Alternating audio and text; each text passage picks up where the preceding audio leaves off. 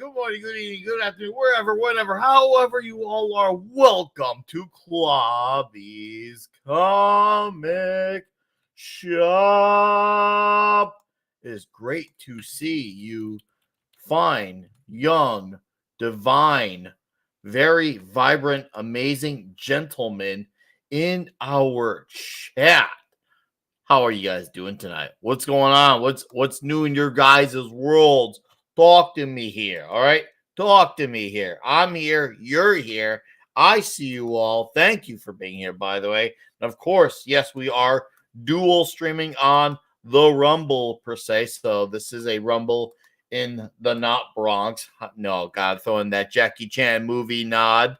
So let me put this in the chat, the Rumble link for you dudes. Come on. Right there. So yeah, I see FKC 2005, the Comic Relief Crusader. Jonathan Conroy, how's it going? Stephen M. Kel L, how you doing?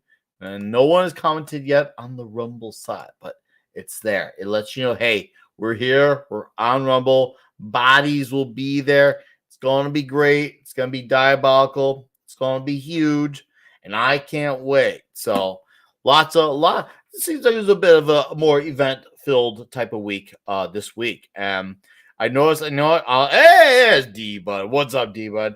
I'm going to get something right off the bat before the guys get in here. And it's something that Gary mentioned really briefly on Twix. What's up, Davina Duckworth, about the marketing for Daredevil Born Again. And I'm like, they're actually doing a damn good job at marketing this show. What's up, Penny? And I'm watching this stuff go on, and I saw Vincent D'Onofrio mention how when they were talking about restarting the show and reshooting it, and he mentioned that, yeah, this is literally what the fans wanted. They wanted this type of show, not this comedy-driven route that they were originally going to go for. And it seems like we may have a bit of an anomaly on our hands with this type of show working and coming out.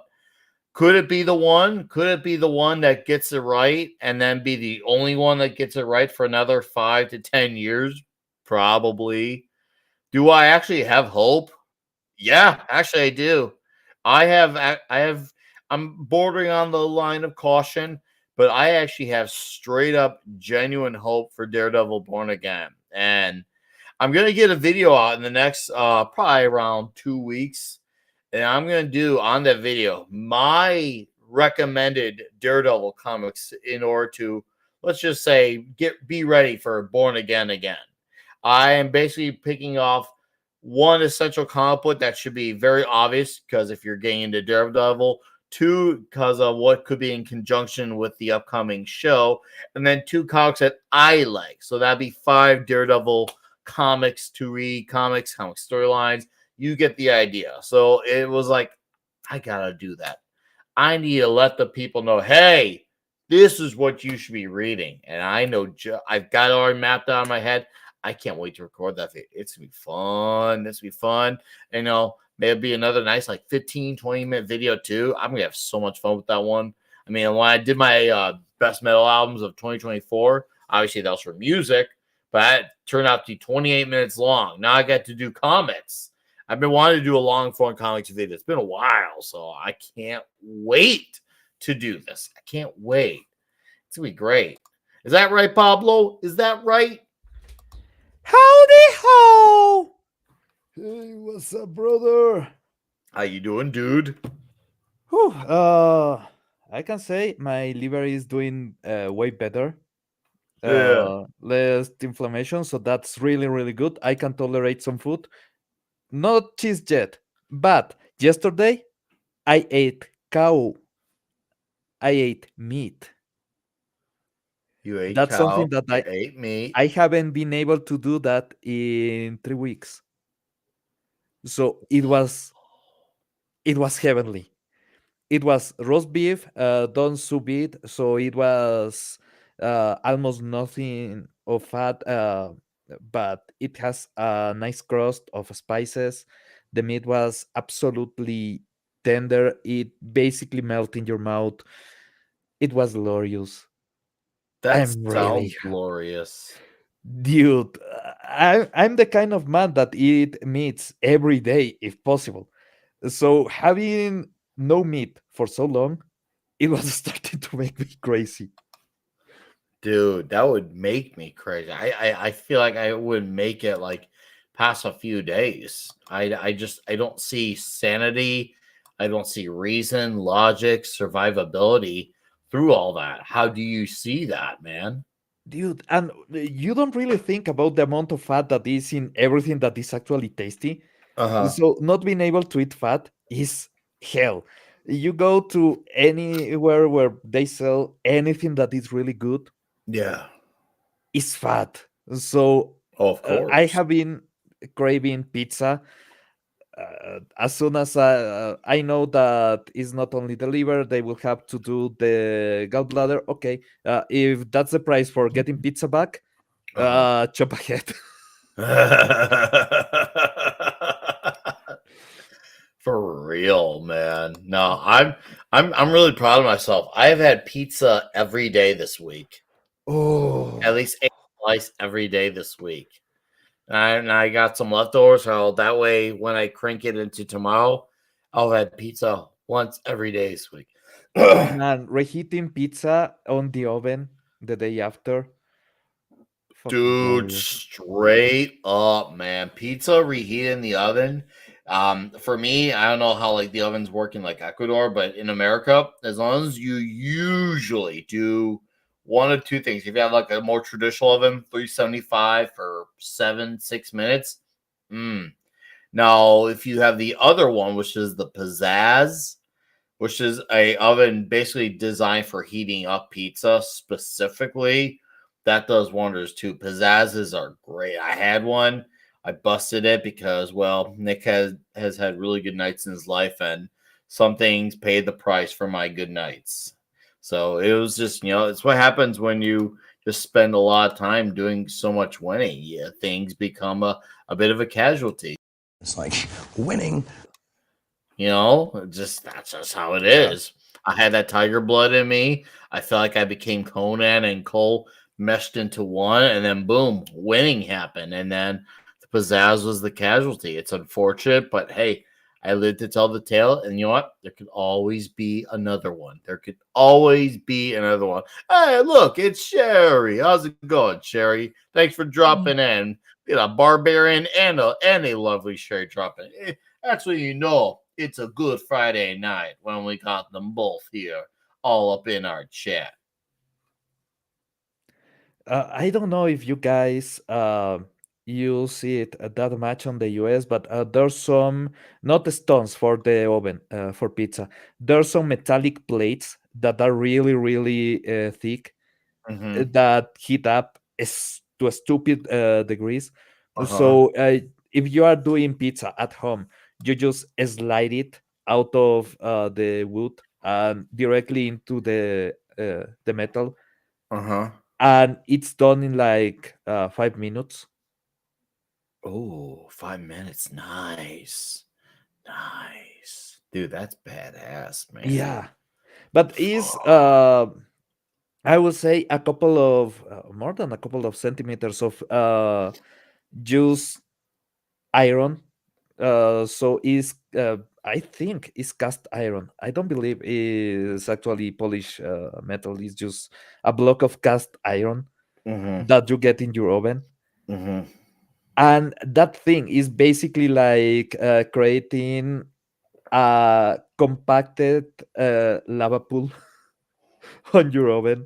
Mm-hmm. That shit rips, but it makes pizza done there. Mm-hmm. Music to my ears, Pablo. When Music to my bloody ears. when the crust is just crispy and it breaks and oh god damn it, I want pizza now. I do too. Straight up, dude. And I had it earlier today on top of the other days this week, Sunday through today. I've had it. I'm now we talk about it, and I just want more. really quickly before we carry on, I did post in the chat the goals for the Help Get Nick to Vegas funds. Once again, if you want to just hang out in the chat, you're welcome to do that. Whatever money you want to give is great. I just put $5 just because I don't feel like changing it. I meant to put $2. I'm about halfway, guys, through the Help Get Nick to Vegas funds. So if you are willing to help just to help get a man to Vegas, great. If not, just kick back, get yourself a drink, enjoy the show, and geek out with us because who knows? Last week had a really random detour. We looked at a bunch of metal album art. Now me and Pablo starting out the show talking about pizza. And you know what? I'm very much okay with that. And it seems like the feelings are mutual on his side. Dude, pizza is a feeling. It's a culture. It's a way of life. You have it. It's just like you want more of it. It's seriously, it's one of those things like it straight up brings people together. It's what excites a room. Like it's one of those things like, and I'm sure at least maybe this happens maybe in like to a lesser extent in Ecuador, but it definitely, especially this definitely happens in America. It's one of those things where, yeah, dude, I'm bringing the guys over. Just get yourself an overhead pizza.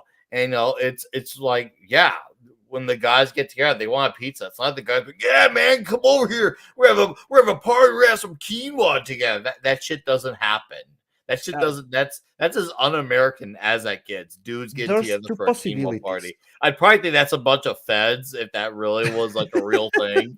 But you catch my drift though. Like, Yeah. we celebrate the pizza life. It's one of those things where it's just ingrained in our DNA. When you got the boys coming together, it's like you have to get pizza.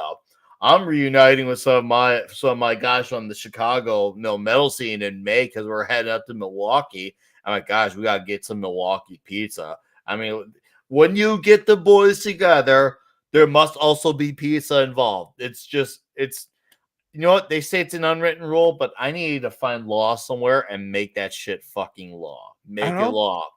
Around here is pretty much the same. See? There's another alternative. There's two alternatives. One is pizza.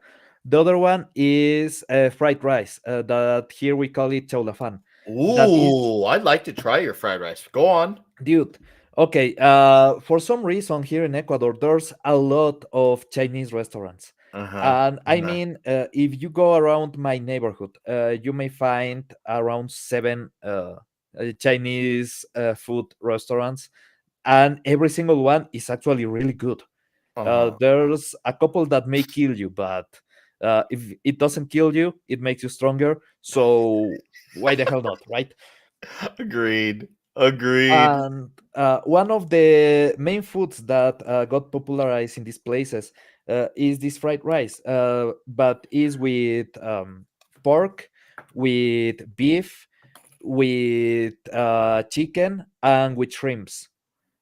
On top of obviously having peas and having carrot and everything, but everything is just fried in a way that there's a bit of burn on the vegetables, so it doesn't taste like water. It actually has a taste, and oh goddamn, it's glorious. It's just fried rice is something that you need to get if you come to Ecuador. Oh, dude, if I come to Ecuador, that's gonna be one of those things that I have is the damn rice. I didn't know that was like a thing that Ecuador is known for was the rice because I'm a big fan of fried rice, and especially like when we get from like Chinese restaurant and I place my order for chicken fried rice. I love it. And my youngest, she's a big lover of Chinese food, so she'd lose her mind if there was good fried rice in our country.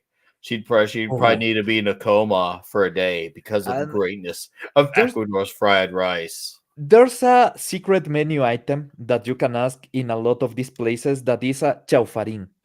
Is fried rice with fried noodles, and both of them come with every meat possible. So it sounds weird because it's noodles and rice. Trust me, it's not. It works. What's up, Oakley? Long time no see. He says Clobby left us too soon. Oh, you got that damn right.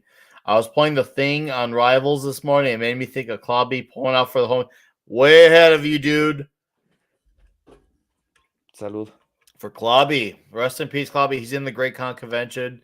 Oh, yeah. Oh, I know. He is absolutely in there right now. He's probably having debates. He's pointing out what's good. Absolutely not hesitating pointing out what sucks. He probably has a really nice classic cigar waiting for him.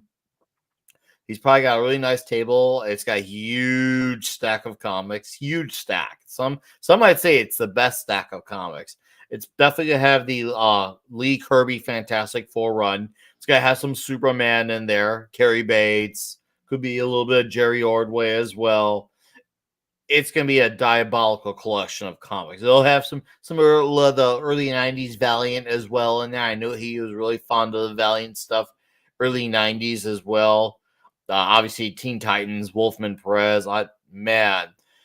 He's basically like he's also in good company too. When you look at all the greats who have passed on, Ditko, Kirby, George Perez. There's a great murderer's row of talent in the afterlife, and he's got the fortune of saying, you know what, I can finally have those conversations. And you know, those conversations are ongoing. He don't gotta go anywhere. For some reason, I have this image in my head of what will be what will it be the first thing that Clobby does get into heaven, and it's just this image of him asking the guy at the door, "Do you know if Stanley went to the other side?" You know, I'm gonna say it. I think he may have, but there'll definitely be some heckling along the way. And he will be one of them. I think he will definitely be one of them. And I think Steve and Jack will be as well. Because he is still the salesman, and the salesman definitely who made himself, who made it the face. That's what my angle, what I'm laying on, is it'll happen, but it won't be a comfortable ride the way there. So it's definitely gonna be there. There's gonna be some stuff on the way for him. It's kind of like, okay, you made it barely, dot dot dot. Oh, Steve, I'm sorry to hear about Maddie, man. Hey, dude, I know how that is. Kids, they get sick. It happens. It's part of life, but they move past it. That's just the order of things. And Maddie will. And when it happens, it'll be great. And then come April, it'll be greater when I get to meet you both. And that's going to be awesome. So you get better, she'll get even greater. And it's going to be awesome. So take it easy, bud. Thank you for dropping it, because you did not even have to comment at all. But I appreciate that you did so anyway. Shout out to Steve Mitchum and his daughter, Maddie. Awesome company. Awesome company. I don't know if it ever happened to you. You're taking care of a small kid, and you have to watch if it's breathing. For some reason, you are like, "Oh no, is that no? Wait, it's breathing. It's breathing. Everything is fine." You get into the room and it's sleeping, and you just are not accustomed to caring for kids. So you are like, "Oh shit, they did that." No, it's breathing. Okay. I don't know what it was. I don't know if there's something that was like a dad button that just kind of that clicked. I don't know what it was, but that was, for some reason, it was not something that like made me fearful when dealing with the newborn age. I'd still get up to check just to make sure things were fine, but there was never a time where I was just like in like this like apocalypse mode about it. But I would still check because I was in the mode of waking up every 3 hours during the night anyways, whether it's for a bottle or something. And it just never like made me fearful. I just always knew, hey, child's gonna wake up, I'm gonna take care of it, it's gonna be great, she'll go right back to bed. I remember there many long nights I would buy like the box of Joe. I don't know if they have it in Ecuador, a box of Joe, is the instead of a cup of Joe from Dunkin' Donuts, you get a box of Joe. You get a box of coffee and Wait, drink what? it. I know, right? America's pretty awesome. We got a box of Yeah, Joe. that's right. Americans have no idea how good they have it. And oh dude, the box of Joe, like I always say, like Coffee and I were good friends. We are probably even best friends. But once, children became a part of my life, then Coffee and I have been on a honeymoon ever since. It's Uh, true. Dude, It's the true. first years is they wake up all the time, they make noise all the time, and you are like, okay, there's no noise. Something is really, really wrong. Yeah, no, I guess I just got lucky in that regard. Maybe I just have this dad instincts where I just like I know things everywhere, and if something is about to go wrong, I think I'm gonna know. Oh, right, it sounds very Spider-Man, like spider sense and all.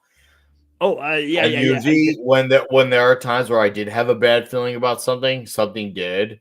Like when my youngest, when she was 2, she had pneumonia and oh, influenza at the same time. So she had the most worst form of the flu plus pneumonia at the same time.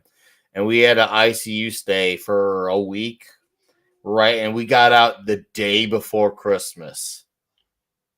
The shit. damned, yeah. But she's only gotten, and now she was 2 then. She's now 9, gonna be 10 later this year. She's only been sick once since then, and that one time was a 1-day sickness. She straight up became steel after that. Steel, my dude.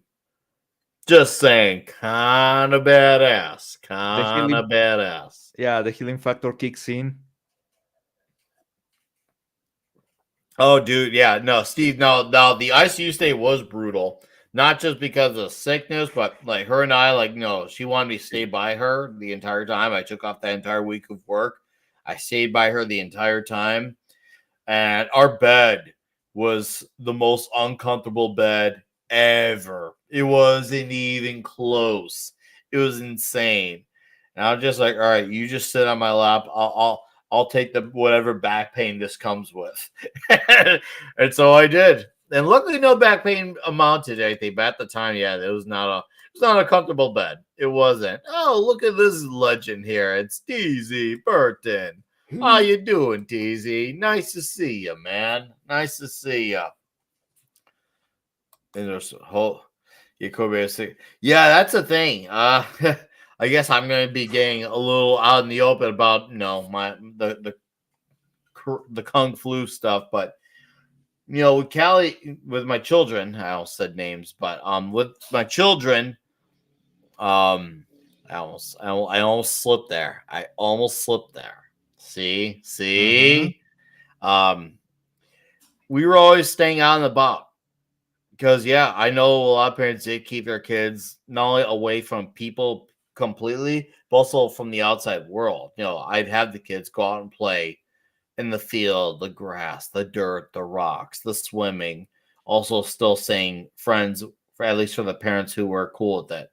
I never not allowed human engagement because I had a feeling at the time that, well, if these kids don't have any engagement with anything, period, they're going to become sick as a dog all the freaking time. And, well, I hear stories about kids and parents becoming sick as a dog all the freaking time in years past. My children have been at the worst case, like I just mentioned, my youngest one time for a day. And my oldest, she's had a few 1, 2 day things, but nothing extensive.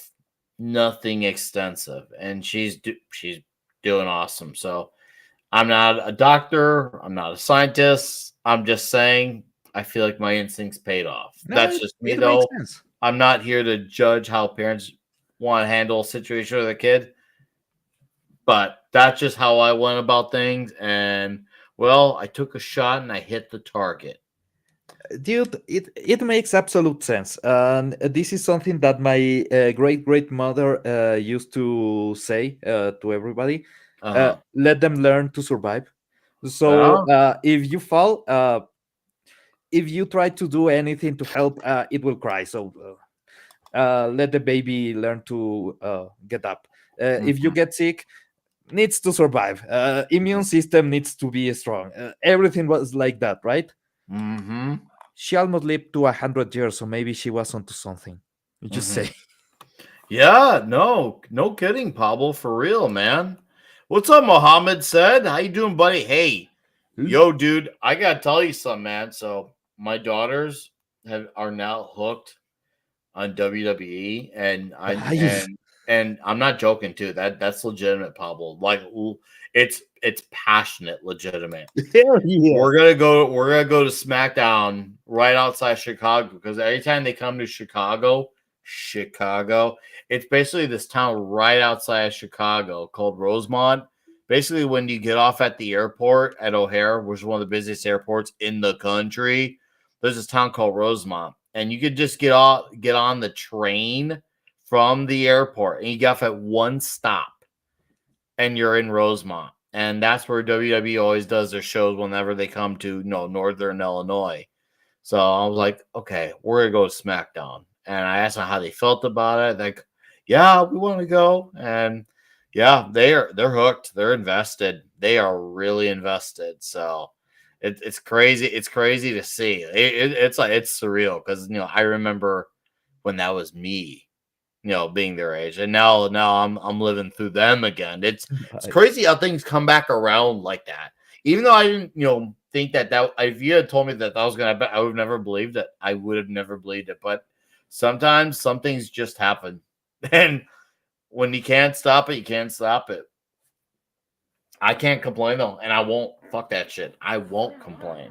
I'm happy about it, and I love that they're happy about it. You get something to share. That's by the way, if I'm a bit nostalgic about kids, today is because today is my son's birthday. Oh, say that Yeah. again. Today is my son's birthday. Beer day. Beard day. Sorry. Be- Beard day. Bear, he is 10 today. Oh, birthday. Oh, I'm sorry, I'm Pablo. in pain. I can't English right now. It's okay. Birthday. We'll do happy birthday, But, yeah, man. Hell yeah. That's cool. yeah. So I'm obviously a bit nostalgic for kids. Mm-hmm. Mm-hmm. It's just that sensation of, well, he's 10 now. Uh, yep, that's it. Nah, dude. Kids are the way of life, man. They give us that extra jolt of energy. It's great. It's It's a great. reason to live, man. It's a What's reason to up, live. Hannibal Grimm? He says, hey, yo. Oh, I took my kids. We saw Dogman opening night. I took both the girls and one of their friends, and I treated them all to see Dogman, and we had a great time. I had a good time too. I'll say it. I had a good time. I know there's that Daffy Duck Porky Pig film coming out next week that I want to see, and then there's that Jason Statham movie I want to see as well late March. So I guess I'm gonna be having a lot of visits at the cinema soon. It's crazy to say that, but I'm not complaining. I'm not complaining. I am all about having stuff to want to watch and see. Yeah, we got the Dogman Cup, and the Dogman Cup was really killer. It's so cool. It was funny because their popcorn bowl was, how dogs have like a big bowl that they can just eat food out of. That was the popcorn bowl for Dogman. I was like, that's freaking hilarious, man. It's freaking hilarious. I love that. That was their thing. We're gonna use that as our way of Nice. promoting Dogman with a doggy food bowl. I freaking love it. I okay. You guys are getting movies that we are not. Cause I don't see a Dogman on, but I need to go to this. They are projecting an old concert of Led Zeppelin. Say that again. They are projecting a Led Zeppelin concert. Oh, Yeah. hot dog, dude. A Led Zeppelin concert? Apparently, yeah. Uh, I need to go. When is it? Hold on. I have a week. I have a week. Next week I will be here in Led Zeppelin on the cinema. Oh, I know. I talking about the Led Zeppelin movie. Oh, it's a movie? Isn't it like a Because live concert movie? I don't know because they have been bringing a lot of concerts, old concerts, and I think the Deep Purple sold out even before I could even try to get a ticket. Uh huh. Uh, this is, or is it a movie? Is a Led Zeppelin? Let me look it up on my Oh, phone. I mean, yeah, on the desktop. Zeppelin. I'm looking at it right now. Could be that documentary. I'm looking is it a right now. documentary? Oh, becoming Led Zeppelin. Right here. Okay, it looks like.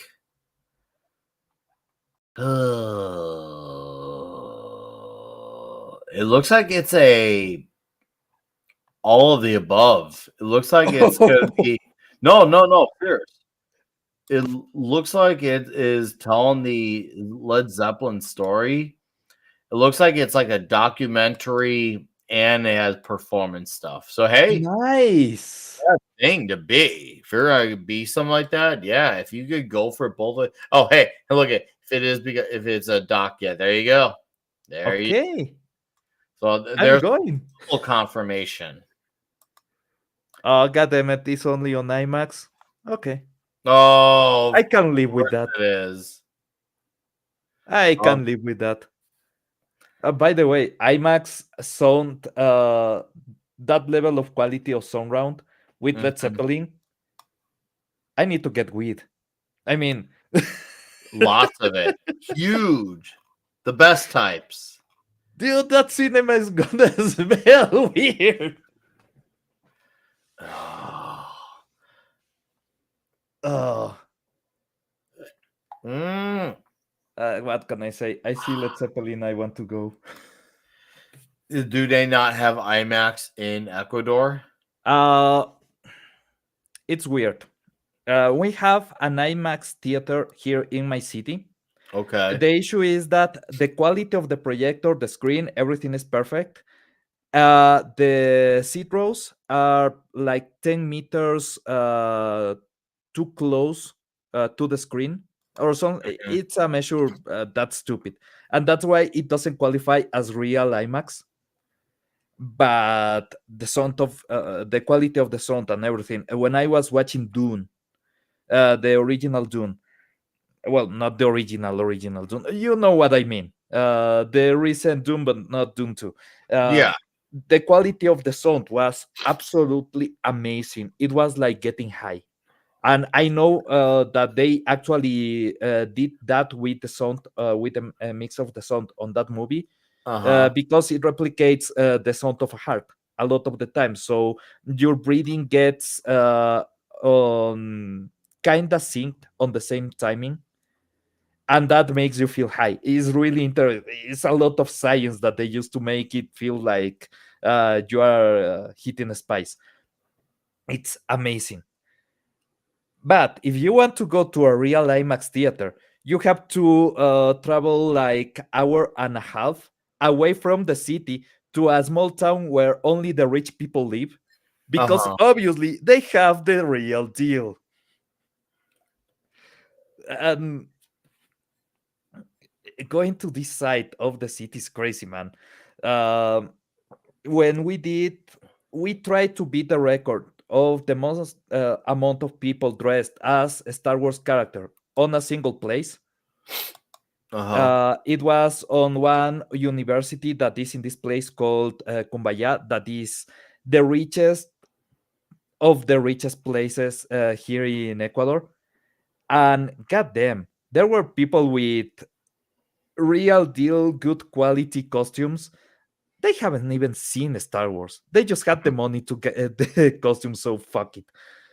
It was, I think we missed for like 20 people or something like that. We didn't go to the record, as I recall. We Uh-huh. tried. We we tried. Well, you might have some hope. Hannibal Grimm said there's also non-IMAX screenings too. So, as Jim Carrey in Dumb and Dumber said, there's still a chance.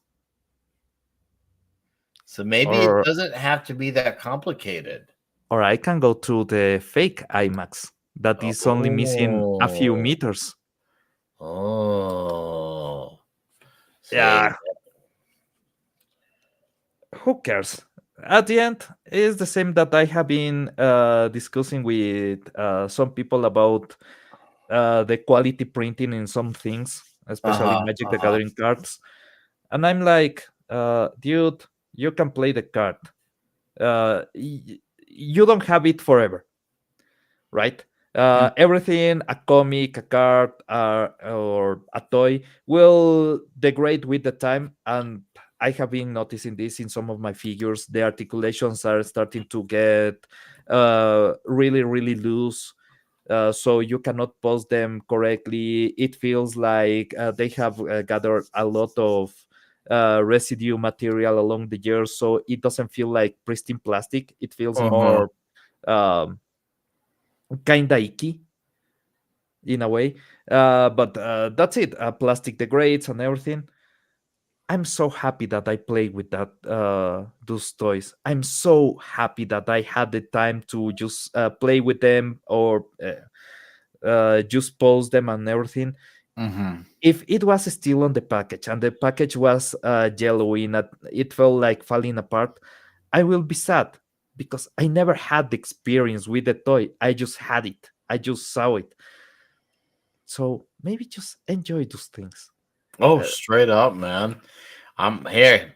We'll see. I mean, maybe not to make this a politics show, but hopefully, with the tariffs, hopefully it becomes a measure of trying to bring companies to relocate to make toys in America. And if we make toys in America, maybe we can have some quality again.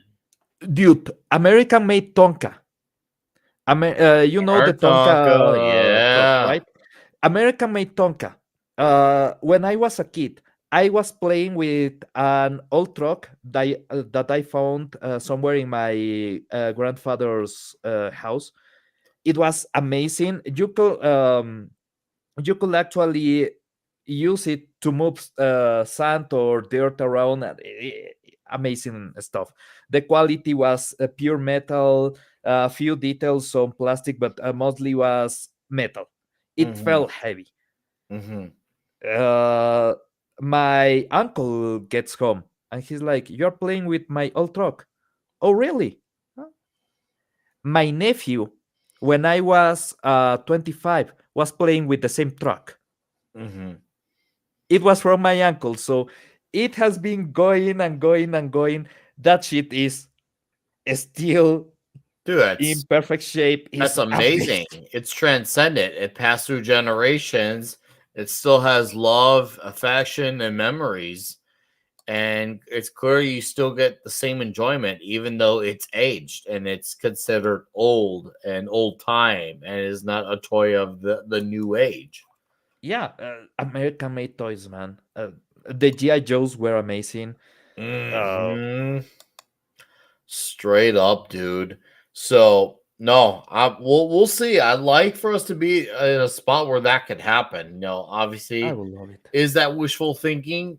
Maybe. I don't know. I don't want to say yes or no because honestly, I've not looked into my history as much when it comes to tariffs, and I think one of my biggest problems before I really eventually take the time to dive into the issue fully from the surface, it looks like a lot of people aren't really basing on whether they work or they don't work. They're basing on how they imagine it working or not working.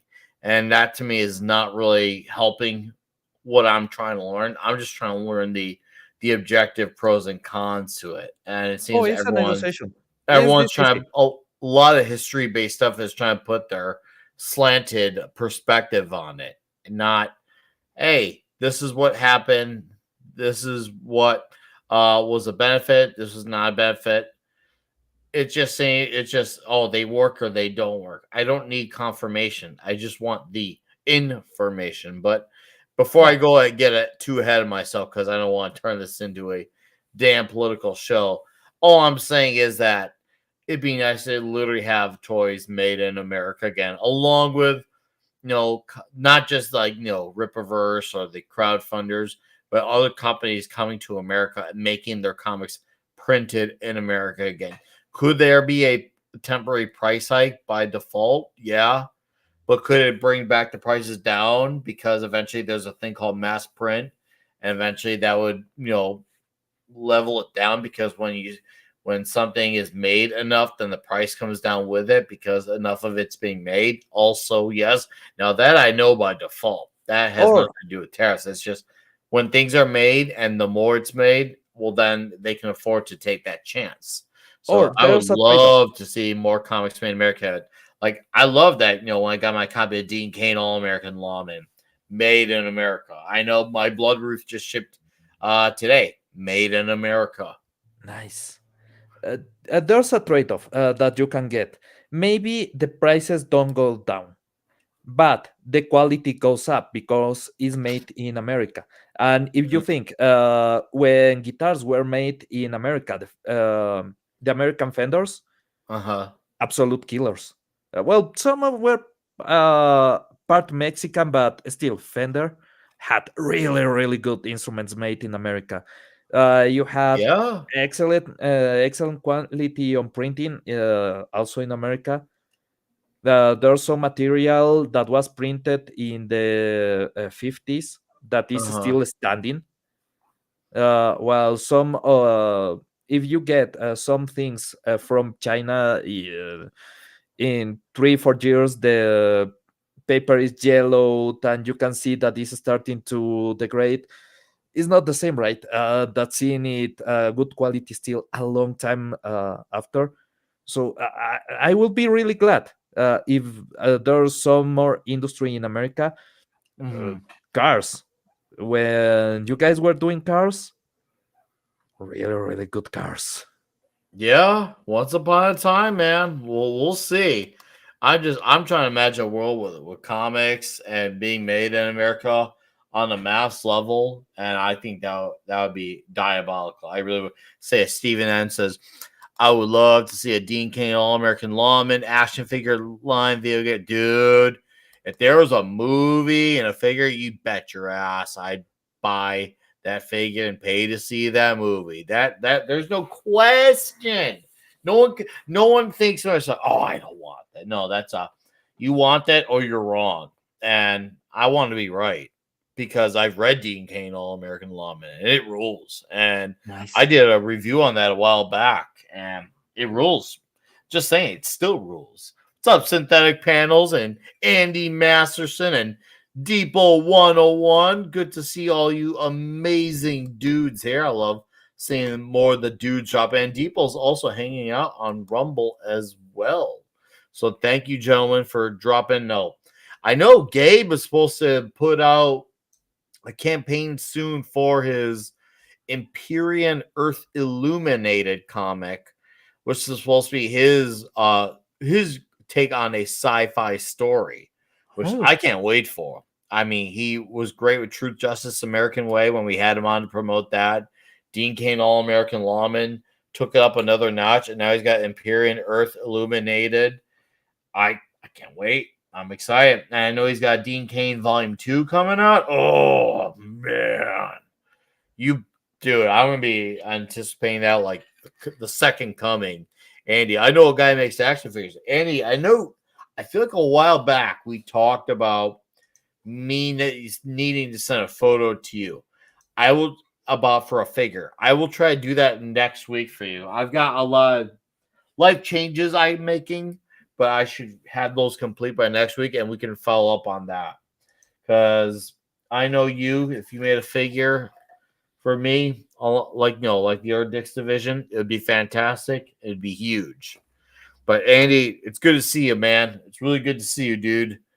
Oh man. So speaking of other comic news, so remember when Clobby was with us and we talked about Starlight? huh. Do you remember? Yes, I do, but why would you mention Starlight right now?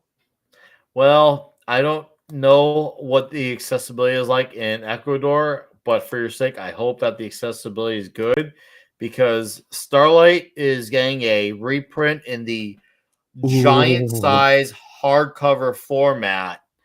And it will be now because now that Middle World's part of Dark Horse and no longer part of Image, they're releasing it in a giant size hardcover format.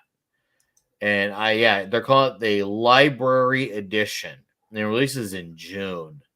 Okay, Dude, I mean, I cannot freaking wait. dude, it was amazing. I still remember reading it. Dude, we're so me and Wes, you know Wes is from Thinking Critical, Yeah, right? So Wes and we do his weekly show on his Patreon. It's called the Comics Guild, and we talk about two different comics each week. And right now, we've been going through all of Millerworld for the last year. Now we're on a year and going on 14 months now. And right now, we're on Starlight. Next week, we'll be talking issue 4. And then the second comic is whatever we choose. Right now, the second comic is Sleeper from Ed Brubaker and Sean Phillips, which is great too, by the way. Great crime drama. If you're out there and you're looking for a good crime drama, Sleeper. Volume 1 from the DC Wildstorm line. Just saying. nice. It's really good. I see Hamels. I need to go on the Milovich. I dig it. Yeah, dude. Starlight is great because there's a lot of like the Buck Rogers influence. There's a little bit of Adam Strange in there too. A little bit of Flash Gordon as well. A lot of And Flash it's Gordon. basically the whole trope of the guy who's retired, he comes out of retirement for one last fight type of story. It's that type of fight. And it's great. It's fun. It's heartfelt. And I loved this comic. And Clobby, this is a big Clobby endorsement. This is basically, I know he never liked using that term endorsing things, but he really enjoyed Starlight. And I also know our buddy Jason Sandberg, who's a big fan of Goran Parlov, the artist on this book, who also has his own great book, Jupiter. Go read Jupiter. He was like, dude, that Goran Parlov artwork. And I'm like, yeah, I know. It's freaking killer. Starlight is one of the great stories. It shows you another side of Mark that up to this point wasn't as well documented. It's a bit better documented now, but in 2014, like seeing this type of story is kind of like foreign language because people are so used to him being the embodiment of an edgelord when it came to Wanted, Nemesis, the Secret Service, Kick Ass, Superior, Huck. And yes, Superior is a bit more heartfelt, but there's still a lot of brutality in that. So it was a big change of pace to show that, hey, look, I can make this story that basically, yeah, it's got some violent moments. There's definitely Star Wars A New Hope influence in this too. There's definitely, it's basically a story that in all ages, like PG at worst can be. It's such a fun story. I think my buddy Vulcan Lives, he's one of our Dolph Lundgren members. When I sent him his care package for being a Dolph Lundgren member, I gave him a trade paperback of this story, a brand Nice. new, freshly minted trade paperback, which was at the time one of the very last copies printed of that particular trade. Vulcan, if you're out there lurking, I don't know if you are. Not, I know you catch the replay, but that was one of the last copies ever printed before they transitioned over to Image. So you have a last of its kind on a technicality. I forget the name of the show, but similar to Kirkman's Invincible. Ike Miller's approach one of Kirkman's Netflix killed of good. That's interesting. I'm glad you mentioned Invincible. And I'm actually really enjoying season 3. I haven't Yeah. watched yesterday's episode.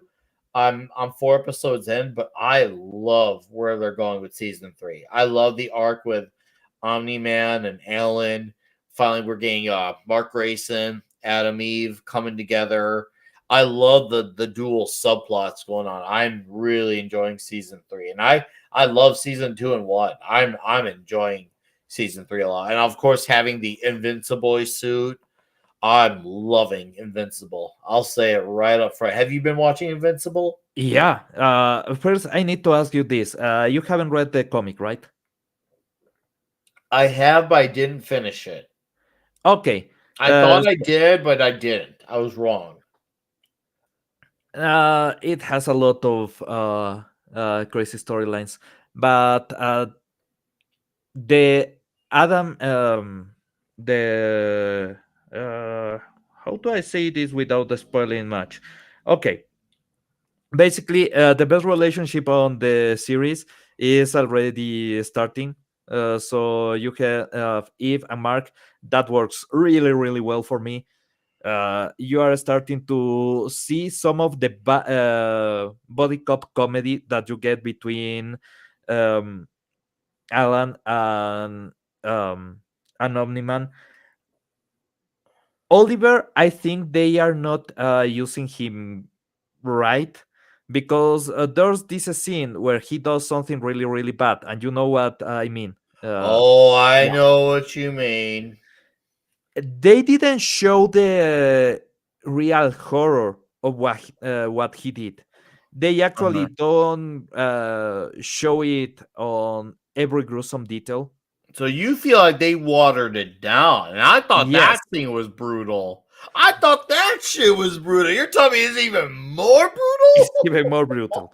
Um, so yeah, there's a couple of things that I'm missing, but the quality of the show is great. Uh-huh. They are some of the other characters that they have been kind of placing on on the right moment, on the right uh place, just to launch the nukes. Uh-huh. It's gonna work great. The stories, if they go one to one, and not even one to one, last season they had the Viltrumites that tried to take Mark and Omniman on the book planet. Uh-huh. And if you have read the comic, one of the guys was replaced with a lady, but the lady dies, I will say, even more gruesomely than she should. So I'm What? absolutely okay with that change. I don't care if they do that swap, because it worked. It was glorious. They can have some of those freedoms in the next couple of stories, I will say, Uh-huh. and they will be completely fine. Bro. Because most of the characters that they can swap are going to Uh-huh. die anyway, so who cares? Hot dog, dude. Yeah, I'm avoiding saying too much, but there's some good stuff coming, and the series has been doing a lot of good stuff, so Okay, I'm okay. happy with it. Wow, dude. That's crazy. I did not expect to hear that, but no, I'm gonna read the upcoming trade this particular issue because Ryan Otley made a post yesterday, and now I'm gonna bring my screen down because we know about Starlight here. We're excited. If you're not, you should be. But I'm gonna go through my bookmarks because I think I saved it. But Ryan Otley highlighted the issues that this particular season is influenced by. And it seemed like it was very, very particular issues. And I was like, oh, Hmm. okay. Hey, I'm with that. I like when you're directing us to the source. And I'm like, oh, here we are. Okay, I'm going through Ryan Otley's page right now. Uh, and by the way, he says really quickly, someone asked him what his favorite Spider-Man suit. He says, classic, of course. Steve Ditko really nailed an iconic design. Yep. Yeah, see, Yep. Ryan Otley has good taste. He is real. I I love his art too, but I, I'm just saying he knows what's good. He I has keep a saying he. Buscema was really good on Spider-Man, Oh yeah. but the panel placement and the way of storytelling on the Ditko era was stupid good, was Oh yeah. incredibly good. So I know some people prefer the art.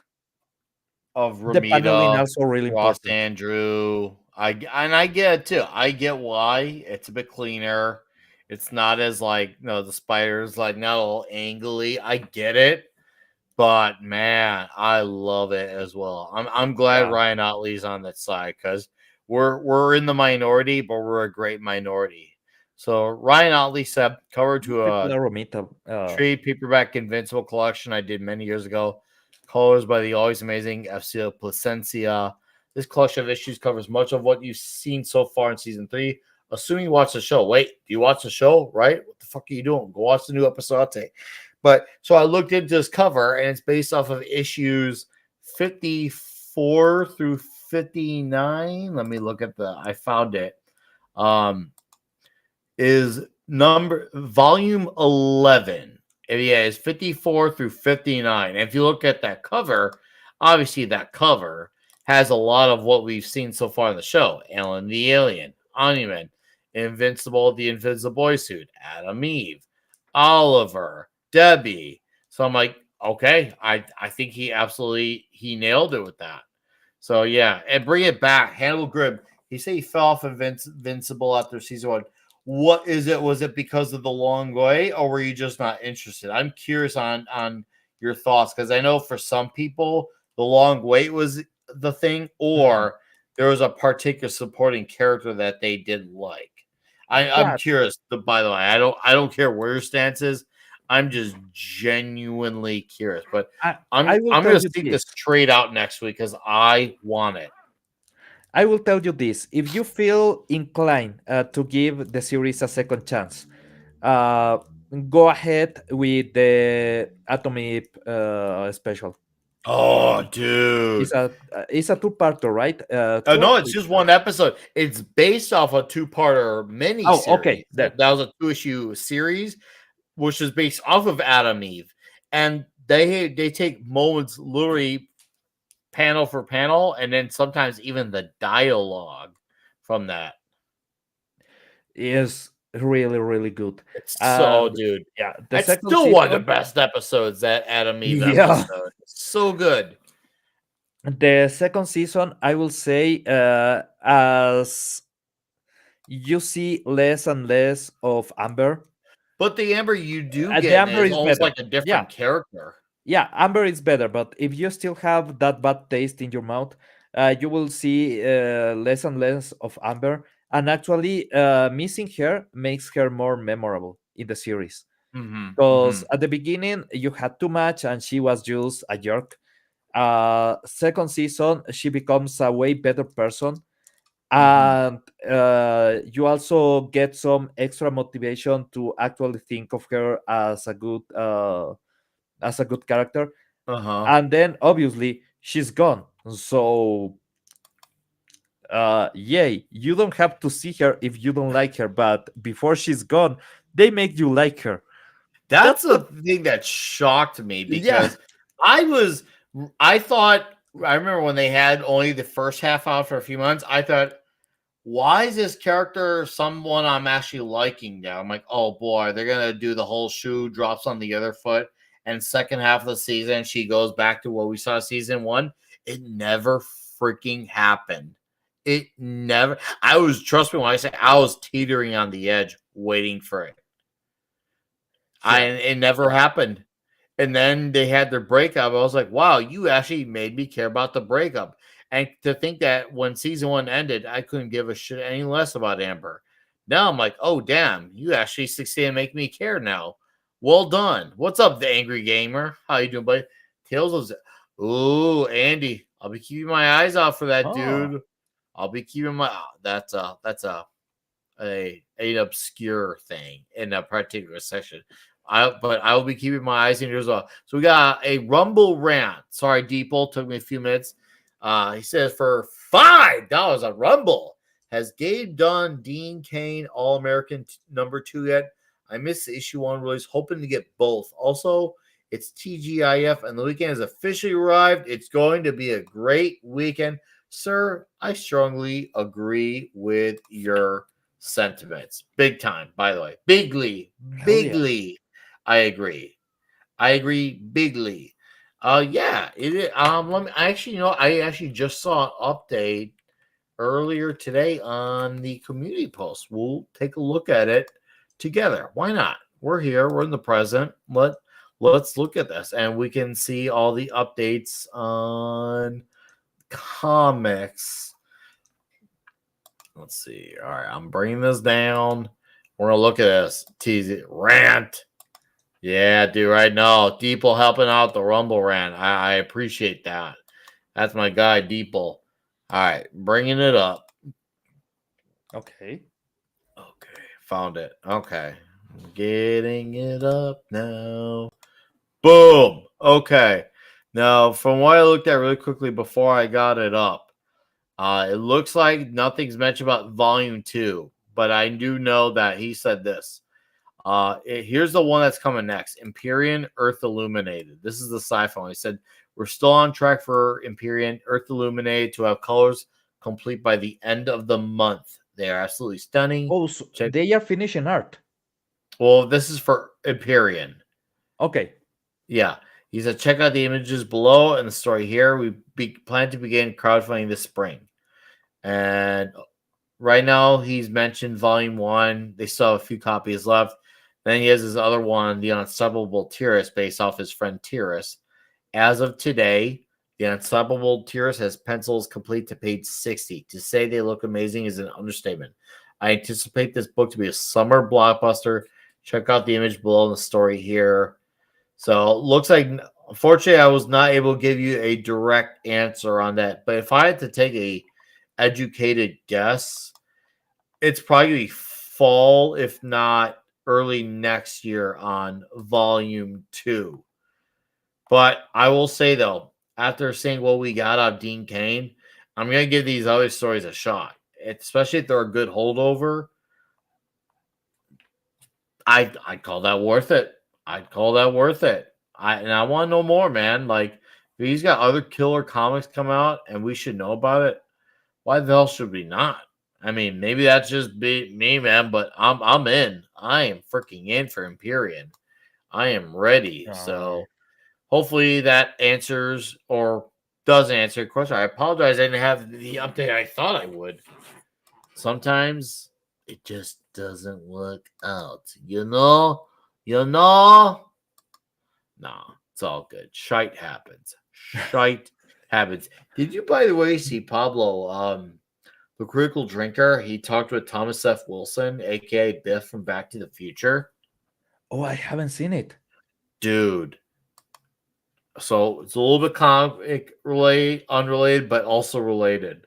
Mm-hmm. A little bit more unrelated. But I gotta mention because obviously he was one of the most memorable school bullies of all time. Of all of history, it's not even close. Thomas Wilson is funny as shit. Dude. And so I learned apparently he has a stand-up comedy show. Apparently it's really good. He leaned into that a little bit on his chat with the drinker. He did. And it was great. And so he was having a genuine conversation while showing off his love and passion for the industry he grew up in, while also putting on a show while still being interviewed by the drinker. I don't know how that man did it, but it was awesome. Dude, right? Seriously, he was so amazing to listen to. I could listen to him all day. He loved talking about everything too, and which is saying a lot concerning he's been asked 1,001 times about Back to the Future, and yet he is still able to answer everything in elaborate detail and be totally fun and cool about it, and still be a fan about those things as well, like he's one of us type of things. It was really killer. And I didn't know until yesterday he had done voice work for Batman the Animated Series, Superman the Animated Series, and one of the Spider-Man cartoons where he was Sandman. So I was like, and I didn't even know he was in Gargoyles as well. I know he said he's done some voices in SpongeBob. So I'm like, this guy, I've grown up with this guy, and I didn't even freaking know it. Dios, the voice acting on Gargoyles was absolutely outstanding. Oh, yeah. Oh, absolutely. Phenomenal. So good. So good. I love it. And it's a show that I'm sure if I put it on now, I'm sure it still holds up. But seriously, watch it. He put it on his second channel, the Critical Drinker After Hours, because he originally had it live on his main channel. and I caught 10 minutes of it. I was busy doing dad stuff, but dude, I listened to it in full the next day, and it's so good. If he ever comes to Illinois, I have to go. I have to go. That's a comedy show I'm not gonna miss. It kind of reminds me of a buddy of mine, and I don't know if he's out there listening, but it kind of, you know what? I remember someone telling me way back in the day, and for me, my form of way back in the day, that yeah, he did comedy shows, and I remember he told me he took his girlfriend at the time that became his wife, and he told me that they went. And if memory serves me correctly, he said that they had such a great time. They said what was really impressive about him is that he was so funny, but he didn't swear at all. They think maybe, and this is a maybe he may have said "damn" at one point, but he didn't swear. Man, That's freaking talent, dude. dude, the interview is almost 2 hours. It's worth it. I promise. No, that's great. Okay, here's the thing. You say they must have asked him a lot about Back to the Future. It's about the But first 40 minutes. yes, what can you do if you refuse to answer the question? They will just say, "What happened, chicken?" Dude, no. What Thomas F. Wilson gave a ton of great answers, and it was awesome. Seriously, you're gonna love it. You are Yeah, seriously gonna love it. You know, if a fan walks to him and try to ask about Back to the Future and he refuses, Uh huh. he's gonna get a chicken joke. Uh huh. It's just that easy. Mm-hmm. I mean, it's beef. Oh, I have to watch this interview. Yeah, You'll love it. Trust me. You will love every single minute of it. You're gonna be like, dude, this is so damn good. Yeah, I didn't realize it was an hour and 48 minutes, till I had to check, oh hey, they've been going a while, but this has been really tough. Oh, it's this long. I would know. Oh, look, it's my god 5 picoseconds. What's up, 5? How you doing, dude? Nice to see you, man. It's been a bit. It's been a bit there. Oh man, I need some Dean Kane All American. Now that he's mentioned about Gabe and the All American lawman, I am so freaking jacked. Work has been absolute hell. I believe it, dude. I believe it. And speaking of absolute hell, and it's not really absolute hell, but I just wanted to say that because sake of conversation. Thomas F. Wilson, I think he accidentally spilled some beans about a future upcoming appearance. Because, if you think about it, this year marks 40 years since Back to the Future. And 5, if you're listening, Biff said that apparently they're talking about getting the cast from Back to the Future together to be at Dallas Fan Expo. He's like, yeah, we're doing a few at Fan Expos. I think one of them's in Dallas. And I'm just like, bro, I'm freaking listening. Bring it on. I need that Fan Expo. If he's there, well, that's a no-brainer. That's a straight up no-brainer. I gotta meet Biff. And the irony of it all, after you've seen and heard it all, and you know what? It turns out Biff wasn't such a bad guy after all. Isn't that funny how that works, Pablo? I have seen a really good example of how to do a story about the bully being the good guy. Cobra Kai. They could pull a Cobra Kai with Beef. He's just the normal guy. He's living his life. This asshole gets in his way all the time. Although Beef was really a bad guy if you think about it. He was not only just a bully, he got into some criminal shit, but still, there's ways. Oh yeah, no, absolutely, no, seriously, it's such an incredible set of movies. It really is. I'm in love with those movies. 5 Pico.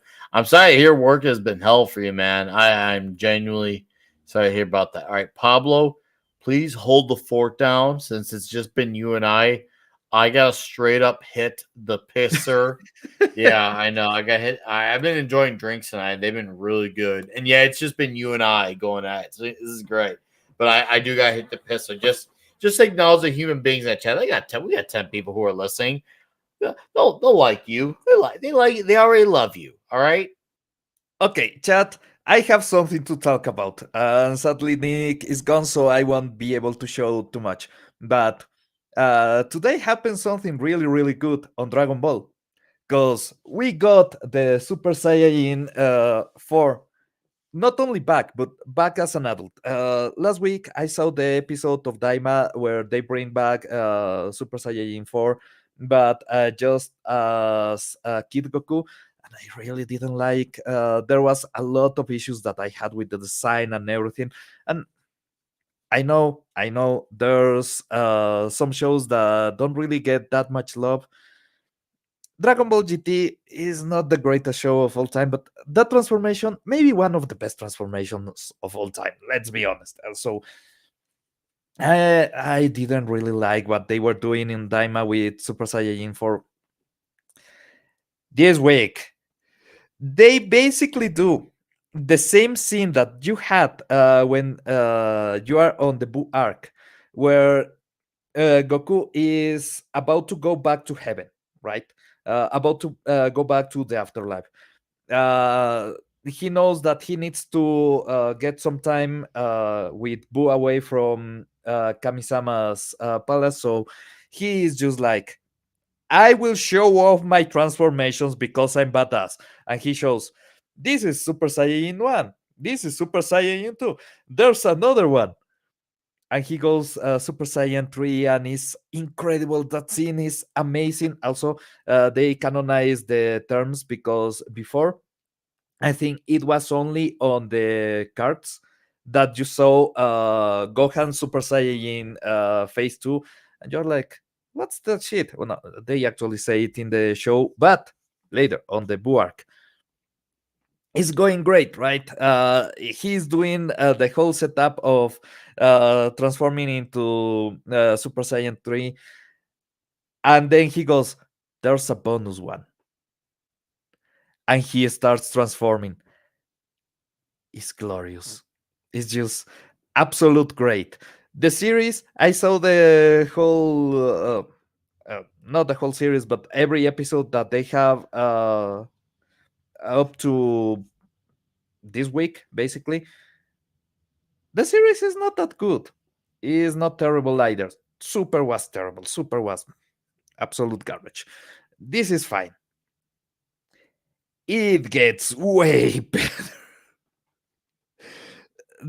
That moment of bringing back when I was a kid, I was a small kid, watching on a CRT TV that the colors are washed up, that it shows an image that is terrible, but you get that moment of the transformation of Goku into Super Saiyan 4, and everything is perfect. The series is still shit. This is exactly the same. They go hard in this transformation. The hair is red. Don't really care about that. The hair should be black. The underline on the eyes, not perfect. The fur doesn't go to the hands. Still, the new version of Super Saiyan 4 from Dragon Ball Daima, still really good. Really, really based. So I enjoyed that a lot. What's up, Gary Ambrosia? How you doing, buddy? Nice to see you here, dropping on in. Hopefully you are well. I appreciate you, dude. Let's see. Let's see. Five was commenting. Oakley, Deeple. Yeah, I see a really notable comment here from Deeple. I'm glad people like Back to the Future and Karate Kid Cobra Kai. So either I need to rewatch the movie again, but I only enjoyed the first movie. Well, watch Cobra Kai the show. Watch it. And this kind of leads off on a plot thread where Pablo and I were talking about before I need to go hit the pisser. Because if you actually, this is not like some revisionist history type of thing, but there were people back in the day who thought hey, I don't think technically Johnny Lawrence is such a bad guy. It wasn't like some like angle where people were going out of their way to interpret him as he's misunderstood. But there are people who say, hey, technically he was the Karate Kid because he is the one who actually knew karate. But then the angle of how LaRusso won and how Lawrence was distracted, stuff like that. There's a lot of angles. And there are apparently have been fan debates amongst that audience for years on who was the actual good guy and who was not. And you know what? It's interesting seeing those arguments. So it wasn't like a lot of things nowadays like, oh hey, what if so and so wasn't such so bad after all? This is the exception to the rule. This is the thing that always had that discussion. This wasn't something that was trying to hop on the fad to be like everyone else. Cobra Kai really was the bunch, the needle in the haystack. But the third was like, now here's the funny part about I haven't rewatched Karate Kid 3. I do like it, but it's been a while. I really do like it, but I know for a lot of people who didn't like it, they feel like the Cobra Kai shows, particularly season 4, really redeemed that movie because it really added a lot to Terry Silver. So that's a big one. How I Oh Met Your Mother yeah. made. Oh, really? I see. I don't know if I've seen How I Met Your Mother made the argument. Oh, really? I don't know. Maybe I've never I seen thought it that. was a random internet post. Oh, dude, this stuff goes back decades. Decades. This isn't some recent 2-3 year phenomenon. When I said this shit goes back, it goes back. I was not joking back because a lot of people, when they say back nowadays, they usually mean 1 or 2 years. I'm talking like a decade, 2 decades more. So, Dude. when we actually used to actually mean back in the day, we actually meant that. Not like it meant a week ago. No, we meant years ago, and that's something that has been an ongoing debate. Yeah. So, what's the Drink People 101 says? Jim Beam and Coke, sir. Jim Beam and Coke. Plain water. I don't want to die today. That's fun. Part of the problem is and You that was the thing. When you're the A's, you make it some of the A's. Most of the time, it's going to be a product of that time. Kind of like when you make some in the '90s, 2000s, 2010s. It's going to be most likely a product of that time for better and worse. Okay, there's a movie. Actually, it's a comic book movie that came out on the 2020s, and it was actually I have heard people calling it a 90s movie. I think it's more a 2000s movie. It's Morbius. Oh, Mor- dude, that movie is a 2000s movie in a it's a nutshell. Are you kidding me? dude. If you watch that and you watch next either Hulk or Daredevil, is exactly that kind of just stupid action, nonsensical plot points, and enjoying all the way. By the way, I think Hulk is better than Daredevil. There's a lot of better arguments for the plot and everything. It's still shit. It doesn't matter. I like that movie. I like Daredevil too, by the way. I have garbage Oh taste. man. I can put up with the director's cut. Keywords put up with. Dude, that moment when Bullseye just points to the symbol on his head and goes, "Bullseye is gold." Is that character doesn't even get too many lines on the whole movie because I don't think he can act. But that moment, he's acting. I don't know what character, but he's acting. Let him cook. Uh-huh. There's a lot of moments like that on that movie. It's so garbage. I love it. I love it a lot. You've But seen the Hulk director's is better. cut? I have seen the director's cut, Okay. and they try to go a bit more serious. But the real issue with the movie is not even Bullseye. Is definitely is not Daredevil. Or even Matt Murdock, the Kingpin is great. He's a race swap. It's great. They choose Elektra. I The real agree. issue. I agree. I'm actually shocked that you said it because I am with you, man. She sucks. And Yeah, Jennifer Garner is not a good Electra. the thing is that her movie actually tries to act, because there's an Electra movie that she actually tries to act and is not good either. And Uh they go in a lot of stupid mystical thing that was nowhere near Electra at that point. Then huh. they actually added a lot of mysticism to Electra in the comics because of Hmm. that movie. Hmm. It didn't work. It will never work. Let Electra be Electra, and that's it. But on Deadpool and Wolverine, I saw her on screen and I cheered because it's some of the most. I know she's shit in every single movie she's in. Uh huh. It still is some of the most underappreciated attempts to actually do a comic book movie on that era. So I was like, yeah, why?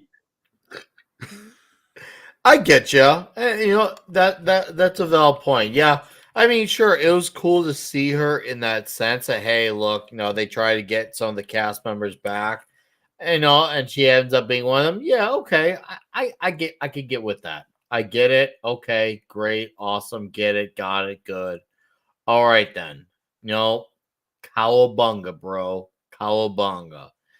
But It was man, in fun. that Daredevil movie, yeah, she was a major weak link in it. She really was. And I don't want to say it was her or if it was the material she was given, but she was not good. And for all we know, obviously you mentioned the Electra movie. I remember when they announced that movie, I thought, okay, no disrespect to Electra as a character, or even to Jennifer Garner at the time. I thought this movie's gonna bomb. And Uh, then no, 2005, Nick was yeah. right. It freaking bombed big time. Big time. I almost forgot it came out. I don't think I even saw it in theaters. That's how bad that was at the time. It Dude, was just not something that needed to be in a movie. If they were smart, they should have tried to make a sequel to Daredevil to redeem the flaws of the first theatrical cut, but they didn't. Stephen M. Callell, YouTube video released by J. Matthew Turner in 2016 called The Karate Kid. Daniel is the real bully, which also put the forth the theory that Johnny's a victim. Oh, yes. yeah. I've seen it. I've seen it. And you know what? Valid arguments, man. Valid arguments. I saw that. I remember thinking back there. I'm like, whoa, this is crazy. And it did give me something to think about. It really did. So, yeah, well put together video. A lot of great arguments brought to the table. Something that people should watch. Absolutely. That is not a video that's trying to put a spin on something. It's not trying to make, say one thing and mean another. It's not deceptive at all. It really has a really strong argument. Is what we Or, used to do. If you think about it, not only with movies, with comics as well, and I will say maybe even more with comics, we used to have these arguments about if a character was actually good or bad, if the motivations were good or bad, and there's some discussion to be made with a lot of these characters. uh-huh. I will say Cobra Kai is a good way to present the argument, but if even if you think about the Thundercats, Mumra was not trying to get the Thundercats into his planet. It's just happened randomly. These guys try to conquer his planet, kick him out and everything, and he's just like, I still have powers, bitch. The extra with the Eye of Thunder and everything can be summarized on he wanted the cool toy. Mm-hmm. Mm-hmm. But the Thundercats are aliens that are actually trying to get him out of his planet.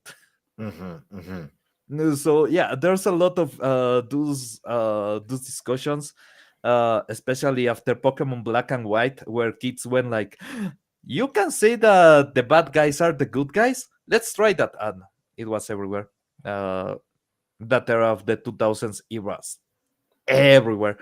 There are some good arguments that you can make about a lot of these characters. I feel like those arguments came more from a place of sincerity. Yeah, And nowadays, these arguments are done absolutely in bad faith because people don't believe the concept of hero and villain. They just believe that it's just how you see things. mhm. When you look at stuff like the Cobra Kai stuff or some of those arguments back then, yeah, I could see the case. I feel like those arguments were done way better. Yeah, I can see that point. I do. I genuinely do. You mentioned Thundercats. Yeah, Steven's like Paul's right. Thundercats were the invaders. Of course, that never occurred to me as a kid. Well, watch this. Yeah, and that's true. Yeah, There's and definitely better arguments to make out of that stuff. Unlike, let's just say, the ginger girl who killed innocent people in the Falcon and the Winter Soldier, and they oh called that shit misunderstood. That's the shit that grinds my gears. yeah, is how to put this in words is for a long time. You had people that actually care about the stuff that they were being presented and wanted to engage with it. So we theorizing, we thinking about how the stuff can go. Next issue, maybe this will happen, and you had the schoolyard discussions about if the character will win or if it will lose or whatever, right? And then the internet started to have engagement, and engagement was the new metric for everything. So instead of paying attention to the discussion itself, it was more which side makes more noise. And Yeah, sadly, that bad is, precedent. yeah, you can just easily force the discussion to either side because you can use bots, you can use a lot of stuff. So it loses the same sentiment as just kids engaging with what they like, and is more marketing. Marketing doesn't work that way. Uh-huh. Marketing needs to, I miss old school trailers where Uh-huh. they tell you who was the killer at the end of the movie. They didn't care. It was not a spoiler. It was something else to entice you to go to the movie theater, Mhm. and Mhm. it worked. I love that. I love that they got a way to make you go to your friends and start a conversation, a discussion about something so stupid. And it was something so incredibly passionate that you will almost go to blows with your friends because they were stupid and they were not seeing that you were right. It Mhm. was fun. It was fun. It was fantastic. It's freaking awesome.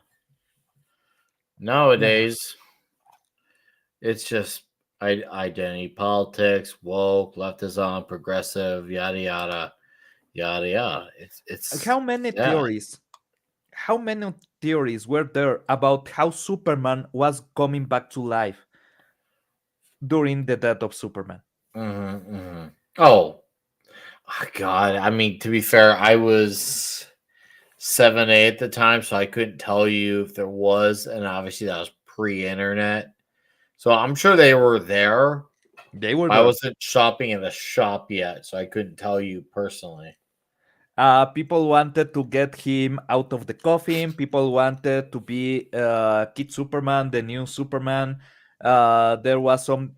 Nobody thought about the guy with guns and the black Uh-huh. suit until the guy with guns and black suit actually appears, and he's out of nowhere. You are not expecting that Superman comes back without powers and using guns, Uh-huh. That's and true. that's the fun of it. It is the fun. I agree. I strongly. Good night, Penny. Thanks for being here. Night. Uh Steve, let's see. We got a $1 Rumble rant from Deeple 101. Said just post an idea on Next to Mead. I think a fun Sunday night ranking show would be a 90s Marvel cartoons night or 90s comic superheroes in general if numbers needed. Fun idea. I thought for sure. You know what, Deeple? I am going to forward that to Tom. I do talk to him a lot.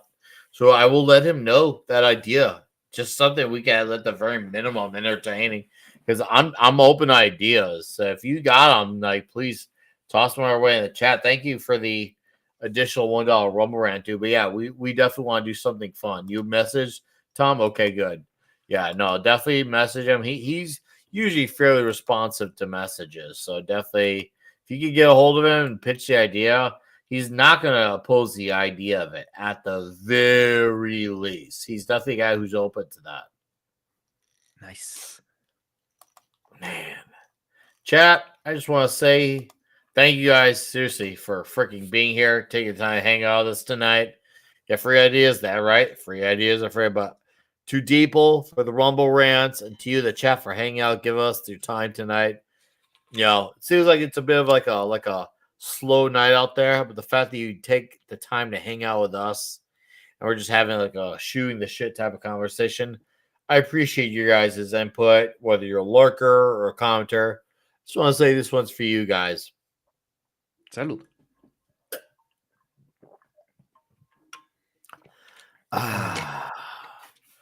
Hot dog. So, another book that's coming our way, and I feel like it does need to get pitched to the masses per se. I have been raving about Rook Exodus to our chat several times, and Jason Fabik announced that the series will be resuming again later in the fall. So I'm going to get the screen up, and it's dystopian setting, except you got these humans who are linked to these helmets that have these animalistic traits, and it has been a very fun comic, and the art has been awesome from Jason Fabik. He's definitely like a bit of almost like a cleaner Jim Lee, but I like this comic book a lot. I think it's a really killer series. Oh, what just happened? Oh, look at that! Ironcaster shows Hey. up. Iron. Uh-oh. Oh, there. Oh, testing the mute button. Hello. Hello. We can hear you. Okay, good. Because like it loaded slow. It was weird. Yeah. What's up, man? Oh, I passed out pretty hard. Sorry about that. It's okay. Well, you woke up. That's good. Look who the cat dragged in. Okay, No, Caster. God has allowed me to live another day, and I aim to make that everyone else's problem. Caster, Random- I have a question for you. What's Did up? you see the adult version of Goku Super Saiyan 4? Yeah. Are you talking about Dragon Ball GT? No. Are you Today's talking about- Daima. Not today's yet. No. Ooh. Ooh. Ooh. What's up, Joe Dog? How you doing, dude? Also, they had one of the most Toriyama moments ever on post Dragon Ball Z Dragon Ball. They straight up have a sex joke during the show. Toriyama will be proud. Actually, you see original Dragon Ball, Toriyama had sex on everything, including the design of a lot of characters. What? You didn't notice? It's like Pokemon. Almost every Pokemon that you can get in the Pokédex up to current day can be drawn as a dick.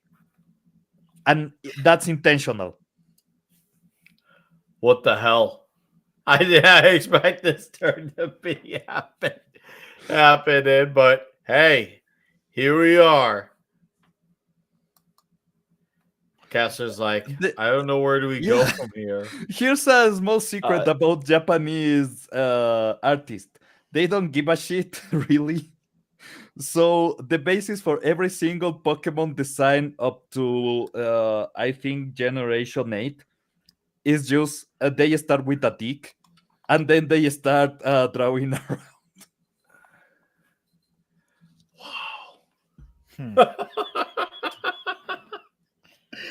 I am at a loss for words.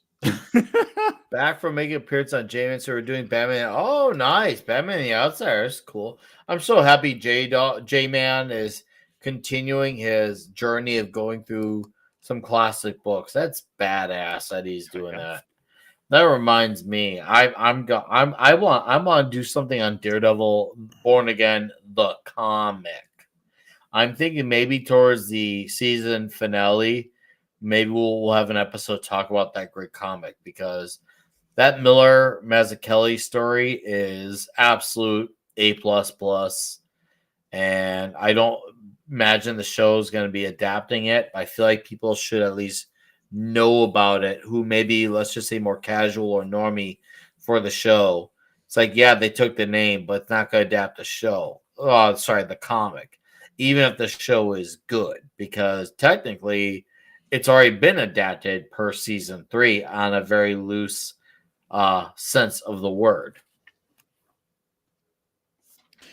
How many issues did Frank Miller do for Daredevil? Like, what was the runtime on that? It's like, what, 50, 60 issues, I think? Yeah, there was a good while. But we could just do Born Again, which were Okay. basically his last issues. We just do that because it's basically the culmination of his Daredevil run. Born Again was the final storyline that mainly wrapped it up. So I feel like that would be cool to do.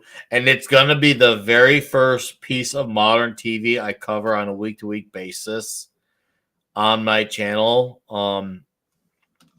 For episodes 3 through 8, I'm going to cover Wednesday night. I'm going to do a Wednesday night stream.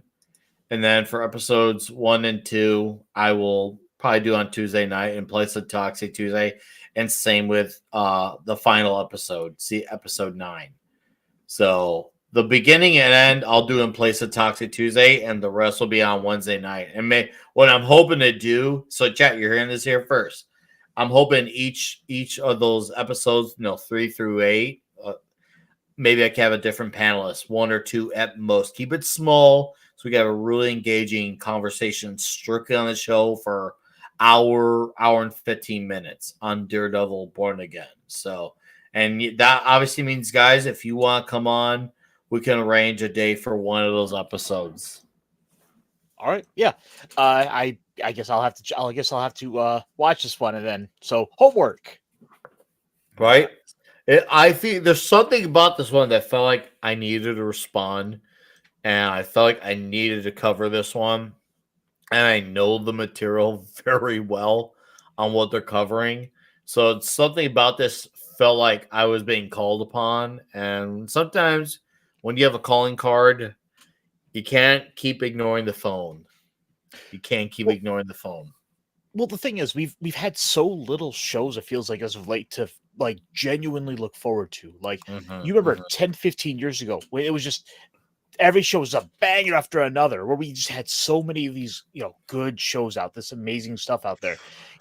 Westworld, Breaking Bad, all these legendary shows that have gone on to become these, bits of legend. And it feels like we've just been wading through shit for the last 5-7 years. Oh yeah.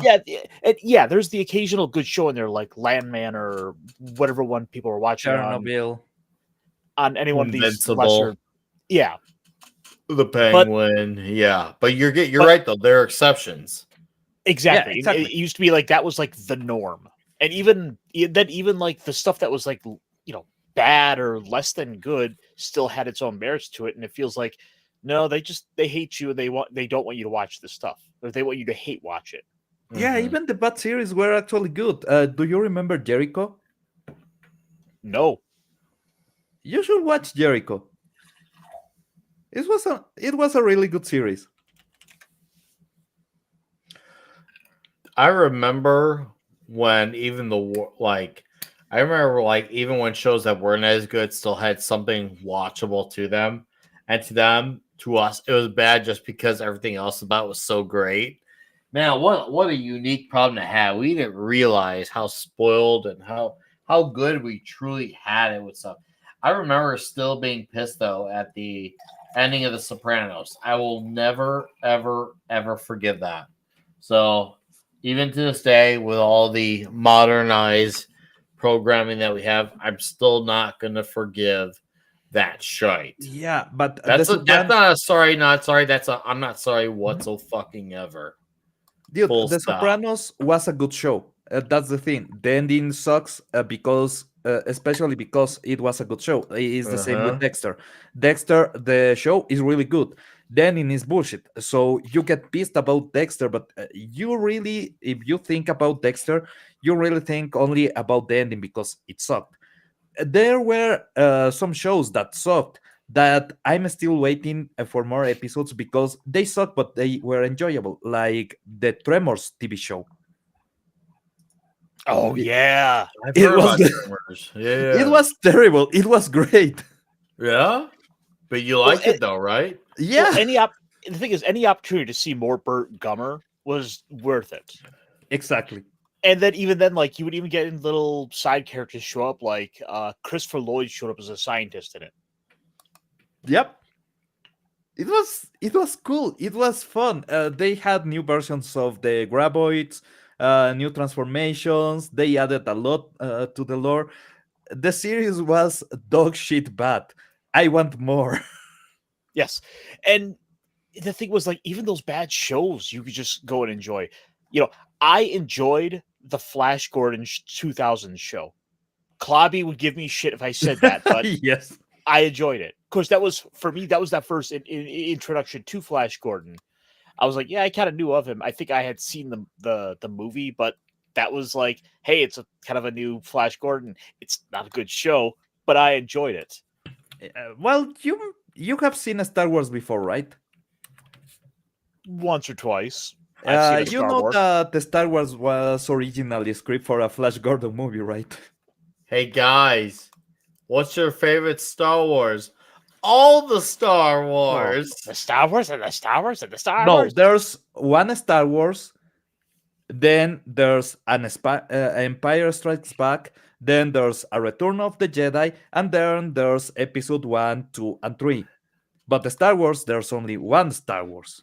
But all of the Star Wars. Oh, that's my favorite. All of the Star Wars. Oh, I still remember that goddamn interview, man. That Oh started the man. acolyte. That's the I path to like the Star acolyte. Wars. It was Leslie Headland begging for a job on Lucasfilm to Kathleen I Kennedy on an interview on the red carpet. I will never forget that trash Oh, for god as damn it. long as I live. All of the Star Wars. You want to talk about a embodiment, the personification of a true through and through natural born and bred poser, Yeah. Leslie Headland, when she said that type of statement. Dude, I'm hearing that line, and at the same time, my brain is, bitch, I can read Aurebesh. I can write Aurebesh. Uh-huh. That's if you have seen the language that the rebels use on Star Wars, because the Uh-huh. Empire has its own alphabet. I can use the Aurebesh alphabet. I can read what is on the screen when you are watching Star Wars. Also, Right. I was getting some cosplays qualified by the 501st, by the Mhm. Rebels, and by the Mercs. Doing them, I didn't even got corrections from those organizations. The cosplays were perfect, were one to one. My Obi-Wan is absolutely my proudest achievement of life because it's a one to one episode 3 Obi-Wan Kenobi complete recreation. And these bitches, all the Star Wars, I was like, motherfucker, got the. The thing is, it was because all of it felt earned, right? I mean, from the costuming, it felt like you had to make sure you were authentic with that. Yeah. To the people working on these shows, felt like they had to earn your view. They had to earn the trust of the audience. Now it's all taken for granted. Like I'm surprised. you haven't had people demanding the 501st lower the restrictions and requirements for They being did. approved. They did. They lowered did. the requirements. Before, if you wanted to do a Vader, you had to be specific on the amount of. If you have seen the gloves that Vader has, there's a different amount of stripes, and the stripes go to different directions depending on the movie. Episode 4, I think, is like 6 or 7 stripes on the glove, and those are going from the arm to the fingers. If you see, He uh, Vadered. He they Vadered. fight, so you no longer have to have exactly the same amount of stripes, the same amount of everything. Stupid. Oh, Steven, I will say that I do unironically enjoy the Star Wars Holiday Special more than the sequels. Like for me, it is a yearly tradition. I do like the holiday special, but somebody saying Steve is saying episode 3 was decent. Dude, the first DVD that I got for Star Wars, I got it for the episode 3 because I have seen the episode 3 on the premiere night. Going sadly that time I didn't go on cosplay, so I saw the movie the day that it launched. I got the DVD the day that it came out. And I was a minor. I was working illegally to get the money to buy that. Wow. Because you had, and it felt better for it because it was earned. Exactly. Damn right. My pirated copies of We got a hell yeah, brother. I had pirated copies of episode basically episode 4, 5, 6, and episode 1 and 2. I had pirated copies at the beginning. I modified the cover of the disc to look exactly like the original, but inside, if you open the disc, it had a vinyl wrap that was painted by hand to look like it was just a space. You open and the disc looked like a space. So my pirated copies were customized to look like if you were going through hyperspace. It was, fans are like that. Fans, even when they have something that is a bootleg, they want it to look legit, not legit as bought from a store, but it needs to look nice. It needs to look cool. We are missing that. Creativity on the fandom is dying.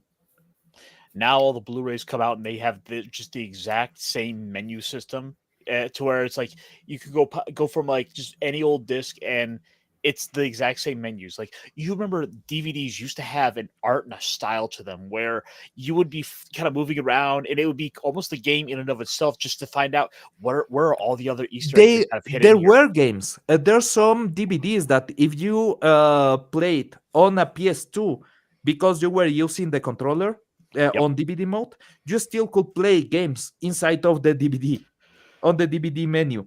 The extras that came for Iron Man were great. Some of the interviews, some of the making of Iron Man that is on the Iron Man DVDs,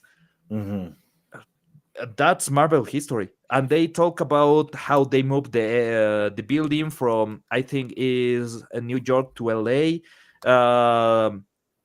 Because there's the Marvel headquarters on New York, right? They were talking about consultations with the artists. It's if you can see the extra material on the Iron Man 1 and Iron Man 2 movies on the DVDs, top notch. Dude, it was just a magical time where all these extra little scraps, all these extra little bits, it felt like nothing got wasted. They would even go the extra mile to shoot stuff just for the DVD. And some DVDs were big worth, time. yeah, some DVDs were worth the DVD just because of the content of the extras. For example, Alone in the Dark, terrible movie, great game, terrible movie. On the DVD, there comes an exclusive. I wish I had an angel from Nightwish video. that is killer. It's really, really good.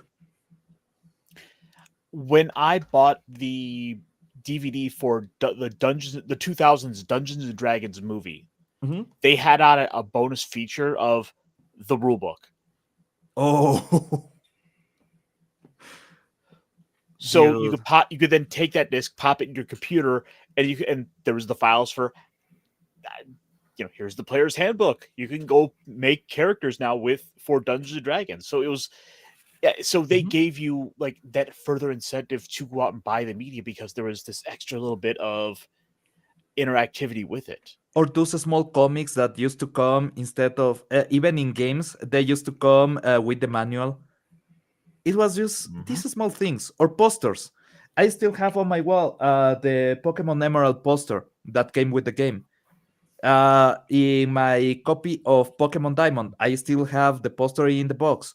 Mhm. There's even with some Latin American movies like Itumamá también, that if you haven't seen, maybe you should. It's an enjoyable movie up to the end. The end is, I won't ruin it for you. It doesn't matter. TC, it's not so much we need to deprogram it, it's all the sewage in the pipeline that has to be flushed out. And Mhm. unfortunately that shit is going to be some parasites that are also in the system that are making the body worse. Mhm. Yeah, but that said, you can still enjoy a lot of good old stuff. Oh There, yeah. Oh, absolutely. And I have been. I mean, obviously, as I mentioned earlier, the Comics Guild was Wes and I have been talking Sleeper from Ed Brubaker and Sean Phillips, which has been great. Obviously, we're rereading Starlight. Well, I'm rereading Starlight for Comics Guild. Wes for him, it's new.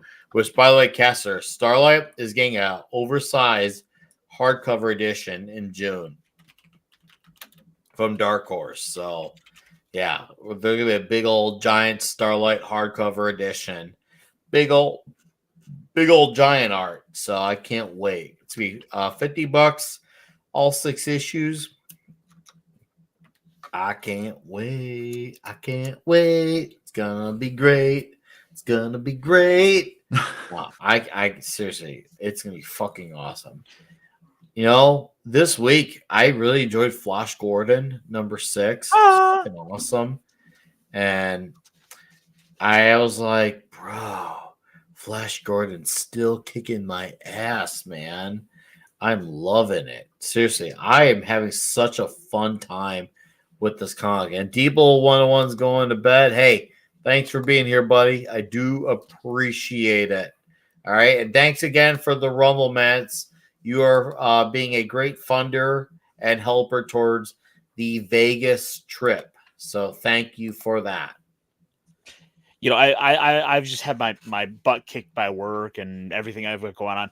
I got like 2-3 pages into GI Joe this week. I haven't had a chance to finish the book yet. G.I. Like, it's Joe's still like good, dude. G.I. Joe #4 is good. You're gonna enjoy it. Oh, you're gonna really enjoy it, man. I finished it, and yeah, it was a great is a great comic. Yeah, we had a good week this week. G.I. Joe, Flash Gordon, Conan the Barbarian, Alpha on top of Alpha on top of Alpha. oh yeah, I mean, Conan that is sounds out like now. something Backdoor Gary would really like is Alpha on top of Alpha on top of Alpha. I mean, it's just saying it's fairly homoerotic if you think about Barbecue, huh? How do you like your ribs?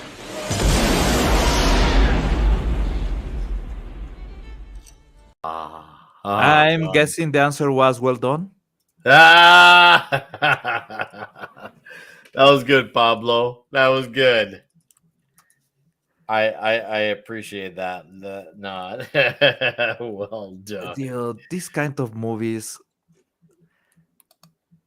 there's something about having a Pablo. good body cop movie that right now is so impossible to get. I'm missing so much because Agree. there's that interaction of goddamn, I hate you. We need to do this shit. That You don't get. No, everybody has to be friends with everybody. Everybody has to. Oh, Yeah, dude, I know. those confrontations of them just bitching. That's why I love Little Weapon. Little Weapon Oh, is dude, fucking Gibson great. and Glover. Oh, what a chemistry. And it was perfect too, because you had Glover, who was he had the suburban home life, nuclear family, had it together, really, really articulated. And then you had Mel Gibson's character. And Mel was just this crazy man. It was perfect. It was such a great combination. And it's a shame to know we may not get that fifth movie, because I feel like that would be something that, with a good writer, Mel Gibson hinted, would be a great movie.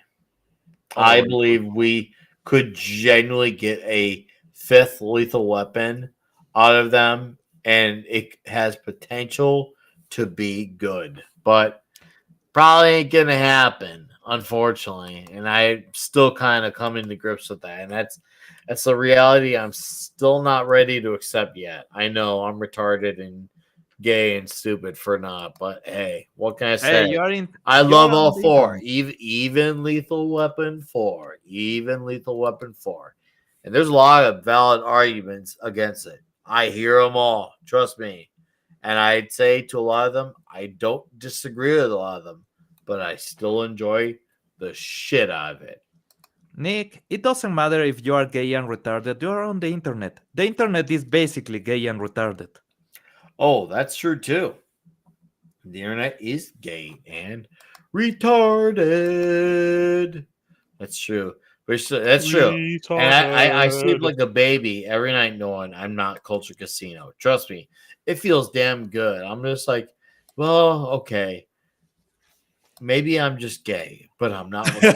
And you know what? Sometimes that's good enough. You Oh know, man. sometimes that's just all I need in life. The best part of waking up is not being gay. I came up on the fly. I don't know why I came up with that. Uh, Well, yep. I So better with guess that shit. I The guess best coffee can part of be waking easily. up is not sucking a cock. Yeah, exactly. Basically, that beats coffee every day.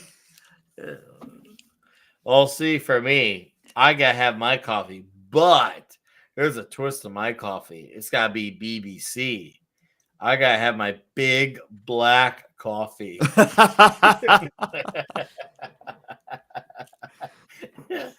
I was wondering where you're going to take that. Dude, you should see how every time if I go to like a coffee shop or a Dunkin' Donuts, because that's where I go, it's either like a local shop or Dunkin' Donuts, and every time I'm like, yeah, can I get a big black coffee? And I always make sure there's a space in between big black coffee, and you can see the eyebrows always tend to raise, and then all of a sudden they come right down like. He didn't say the other word. It You're, always gets the eye attention when I say big black coffee.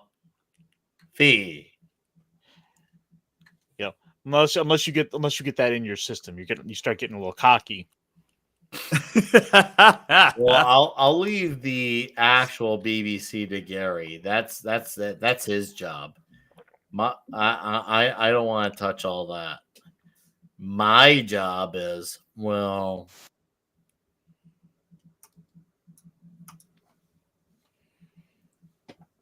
Whoa. whoa, whoa. Ah, damn Yep. it. Whoa. What? Good old Keanu Reeves. Whoa. Whoa. Oh, by the way, let me go find this real quick. Did you see the stuff with the Sonic 3 marketing? No, go on. What?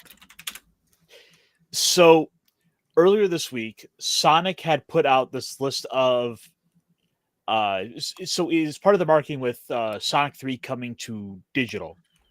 Okay, I heard They about put out that. they put out like a little thing about what each one of the three characters like choices of movies are. Well, we know that Shadow will pick something with Latinas. Really? There's a meme that has been going on because of the girl that dies, that is the basis for Shadow backstory. It's called Maria, and he screams Maria a lot in the games. There has been this joke that he likes women called Maria, basically Latinas. So Shadow likes Latinas. And Sonic, I can't help myself. I just love Latinas. yep. So Wow. They make the joke in the movie because Shadow is watching a novela. Okay. okay, so to show this off real quick, they had gone and said like, here's like, what what are these characters' movie picks? And for Shadow, they pick Transformers, Revenge of the Fallen, Interstellar, SpongeBob movie, Snake Eyes. And then people started to stop and think about it. They're like, why would he pick SpongeBob? No, no, And no, then no, I'm like, no. There's something and worse. He's a Nemo, and there's no Donnie Darko on the list. well, the thing is, people like put it together and realized, oh wait, Keanu Reeves was in the SpongeBob movie. Oh, nice. Then you look over here, it's like, oh yeah, Tails is like Top Gun Maverick, Star Trek Lower Decks. Huh? No, no, no, no, no, no. You boy, you go back to the doghouse. You Yes, no Eric. sleeping inside tonight. Dungeons and Dragons. But if we go over here and look at the only other person whose choices I think matter, Knuckles. Ah, that's great. Oh, that's outstanding. Today there was a lot of talk about the Sonic 3 movie Twitter account because they Uh-huh. started to post GIFs for the movie taken from a bootleg version of the movie. So the Sonic 3 official Twitter handle was sharing bootleg scenes for Sonic 3. It was great. Yeah, there are these like hand cam clips. Yeah, exactly. And it's like they know who's watching.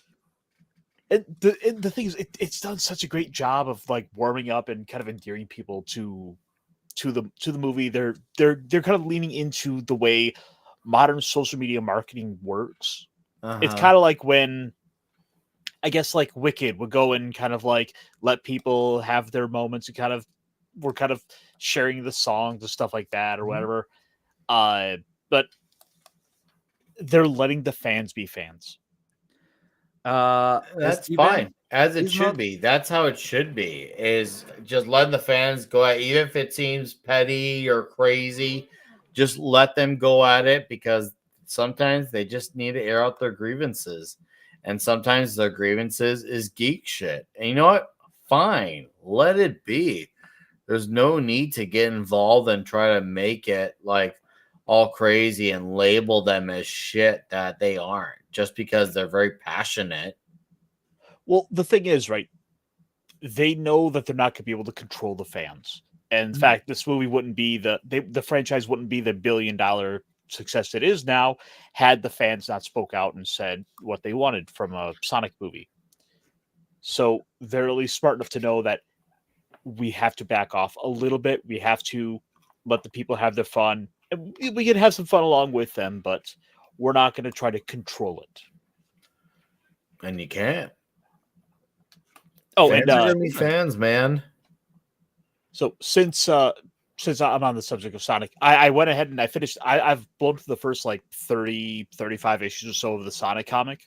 Yeah. The modern run really not that bad. Nice. It went a little dark at times where like everyone's turning into like zombies at one point. I'm like, oh shit. Oh, so you know now that Shadow is canonically immortal. Yes. Yeah, that came from those comics. The comics added a lot of extra lore that was quite interesting. The games took a bit of it. They didn't really mess with it that much. The movies are full of the comics. Mm-hmm. And yeah, I'm enjoying a lot of. I'm one of those fans from Sonic, from the video games, that was a bit under the weather because the games have sucked. There haven't been a good series. A long time ago, we used to have Sonic X, was a great series. Yeah. Archie made the comics too kid friendly, so it was not interesting.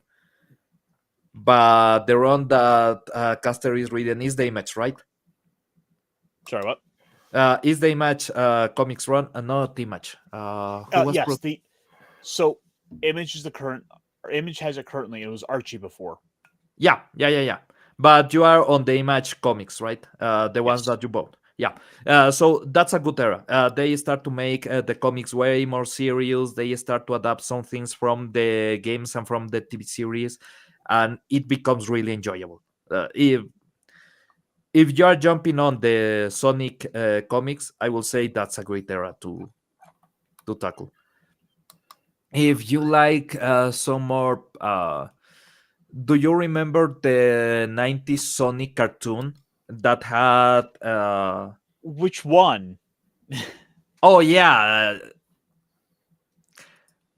wait. Oracle was the voice for Sonic, both of them, right? Yes. Then both of them. It were they were more kid friendly. They were more toonish. Well, I mean, there was the Adventures of Sonic the Hedgehog, and then there was the Sonic Saturday morning the Sonic Sat AM, and the Sonic Sat AM was the one that was like way more serious and kind of dark at times, where like his uncle's getting turned into like the robot and is like trying to Oh, murder him at one point, and you're that like, was it was a fantastic cartoon. yeah, it was a good era. But Sonic X, that's the good one. I will say that's a really good one. Hmm. So I'm trying to think of a good segue here, and I don't have one. It's okay. It's okay. X-Men. Oh, about the series getting canceled already? What's up, DK Bones? How you doing? Oh no! Wait, what's getting canceled? A lot of the X-Men comics from the comic line are already getting canceled. Remember when they That's rebooted good a few then. months Oh ago? yeah. They're already canceling a lot of them. That's And good because Wolverine, instead of kicking ass, was sucking cock. So I can't remember he what wouldn't. I can't remember what the current line was called, but it was just funny to see that they're already canceling it and be like, oh hey, look. And right off the bat, everyone saw it coming from a mile away. Who pays attention to that stuff? Anyone who paid attention, I realized they have already announced too many books, and they're not all. Most of them are not going to land. And I remember Wes, when he was doing his video reviews, was struggling to find something to like about one or two books, and those one or two books were fairly okay at best type of thing, and then everything else is downright terrible. And I They know had at one point. he does try, huh? They had at one point. I think when they launched, it was like 7 or 9 books for the X-Men line alone. It was just this ridiculous number. Like, come on, guys, you keep That this more restrained. 7 and 9 books is what you put out when you have what's called a healthy market. And that's the key words. Healthy market. You hear me, Marvel? Of Healthy the same market. team, even if you have some variations, and I know there's a lot of sub teams on the X-Men throughout the years, but I will say maybe 4 to 5 comics going with different teams. Maybe it will work, Uh-huh. but more than that is nah. You can have the same characters going into adventures at the same time, same week, because it loses a lot of engagement.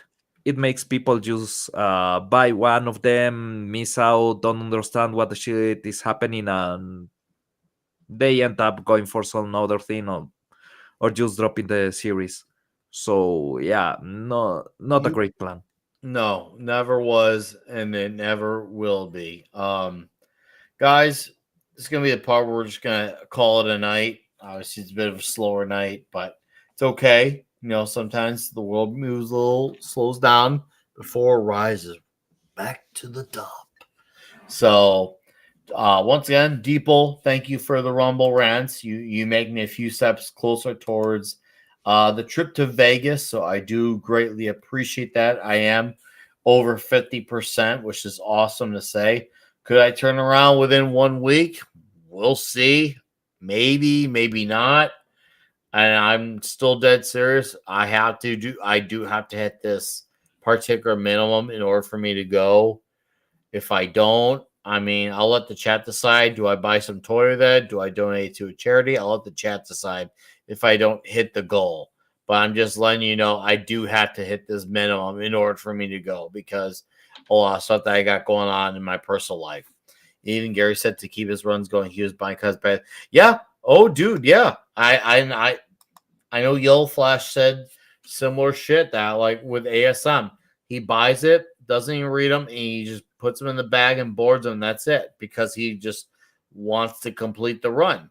And that sums up the customers at my store who buy the Amazing Spider-Man, the core title, because none of them talk about it at all. Not good, not bad. They just don't talk about it. And that's probably what they're doing. They're just buying just to be obsessed completionists. And I love all those guys, by the way. Not a single bad word by any of them. But I get to say that they're obsessed completionists because I like them. But they're obsessed completionists. And this series just needs to not have any readers. Nick Lowe needs to go. And it's weird to live in a Thailand where I could say Nick Spencer almost fixed it, but that ship has sailed weirdly. It ain't coming back, but there's great indies to read. There's great non-big two books: Flash Gordon, Saturday Morning Adventures, Teenage Mutant Ninja Turtles, Conan the Barbarian, Void Rivals, Transformers, G.I. Joe, Space Ghost as well. Thank you, Caster. Obviously there's the Ghost Machine. I'm loving the shit out Red Coat. It's obviously there, and I'm enjoying Aquaman. That's my one big two book I'm reading right now. 2 issues on. I'm enjoying Aquaman. Gotcha Man, say thank you, Caster. He's enjoying Gotcha Man. And then I'm looking forward to what's next to come out, whether it's the crowdfunding scene or the non-crowdfunding, but the super indie sphere from Reverse Iconic Comic. I just picked up Arc Athena Volume 2 from Iconic Comics. So I can't wait to read Volume 2 of that. So I'm excited. I'm really excited to pick up read Volume 2. Hopefully it comes with a cool card. I really enjoyed Volume 1. I'm excited about it. So, and of course, I backed ISOM 3. Can't wait, but maybe we'll get to some of that stuff next week. We'll balance out with some indie talk. I think that'll be fun. But anyways, chat, thanks for listening. Ramble for the last 3 or 4 minutes. On my channel, videos coming up. One of them will be a Daredevil video in the next few weeks. The other will be, we'll figure out when I go along. Comic Shop Show next week. Toxic Tuesday, Bill and Ted's Bogus Journey. Of course, Wednesday night streams for Daredevil Born Again as well. That's what's coming on my side. I'm going to let these gentlemen plug their plugs on the way out, starting off with Ironcaster. Hey guys, you can find me over on my channel for Monday Night Mech Pit Chats, where we talk about all kinds of big robots and a little bit of pop culture. So a bit of what we do here, just with a slight slanting towards some mecha nonsense. I like it, Caster. I fucking like it. Well, thanks for being here, dude. All right. I always love having you here when you can be here. So, and I know you always got some stuff going on. So your time is valuable. You be here when you can be here. So Have a good night and weekend, sir. Yes, thank you, Jonathan Conroy, TZ Burton, Stephen M. Kal-El. Thank you, guys. Appreciate that. Pablo! Hey, more videos coming to Midnight's Edge. This week there is a video, I think it released today, on Doctor Who. You should check that one out because I can't believe that I'm saying this, but I'm really hopeful that the series will be finally cancelled. And that's sad. But just let it rest, let it die. It's okay. Let Doctor Who go. Let's be honest. Capaldi was the last Doctor, and he was not. He was great as the Doctor. Sadly, he was not given a good run as the Doctor. So let it go. It's over. Turn off the lights. Let the gay Doctor go away. He's being a brat. Who cares? You get the kind of actor that you pay for. So Disney, enjoy also losing money for the BBC, and yeah, just let Doctor Who go, man. I can't believe that a few years ago I was in the peak of Doctor Who with the 50th anniversary, going big screen on the cinema on 3D, and now I'm like, just kill the series. But just kill the series. What's the It died video? after the 50th. Yeah. Watch the video. More videos coming, and also on Midnight's Edge Español, Thursdays. Now is 6 p.m. Pacific time. We are doing a show where we talk only about the good stuff. We don't bring politics. We don't bring current day shit. We don't bring anything to take us down. We just talk about the stuff that we like video games, like old school TV shows, like old school pop culture, and it's a blast. So if you guys have time, Midnight's Edge Español is called La Tangente. And in the tangent of this week, we actually talk about how my best friend used to work on the piracy business. And I mean, he was going through underground to deliver pirated copies of DVDs illegally. So yeah, it was a blast talking about that shit. Well, Pablo, it's been good. It's always great. And thank you for being here as well. It's good to shoot the shit with you for an hour and a half before our best man, Caster, came in, slid in, gave the rest of his details.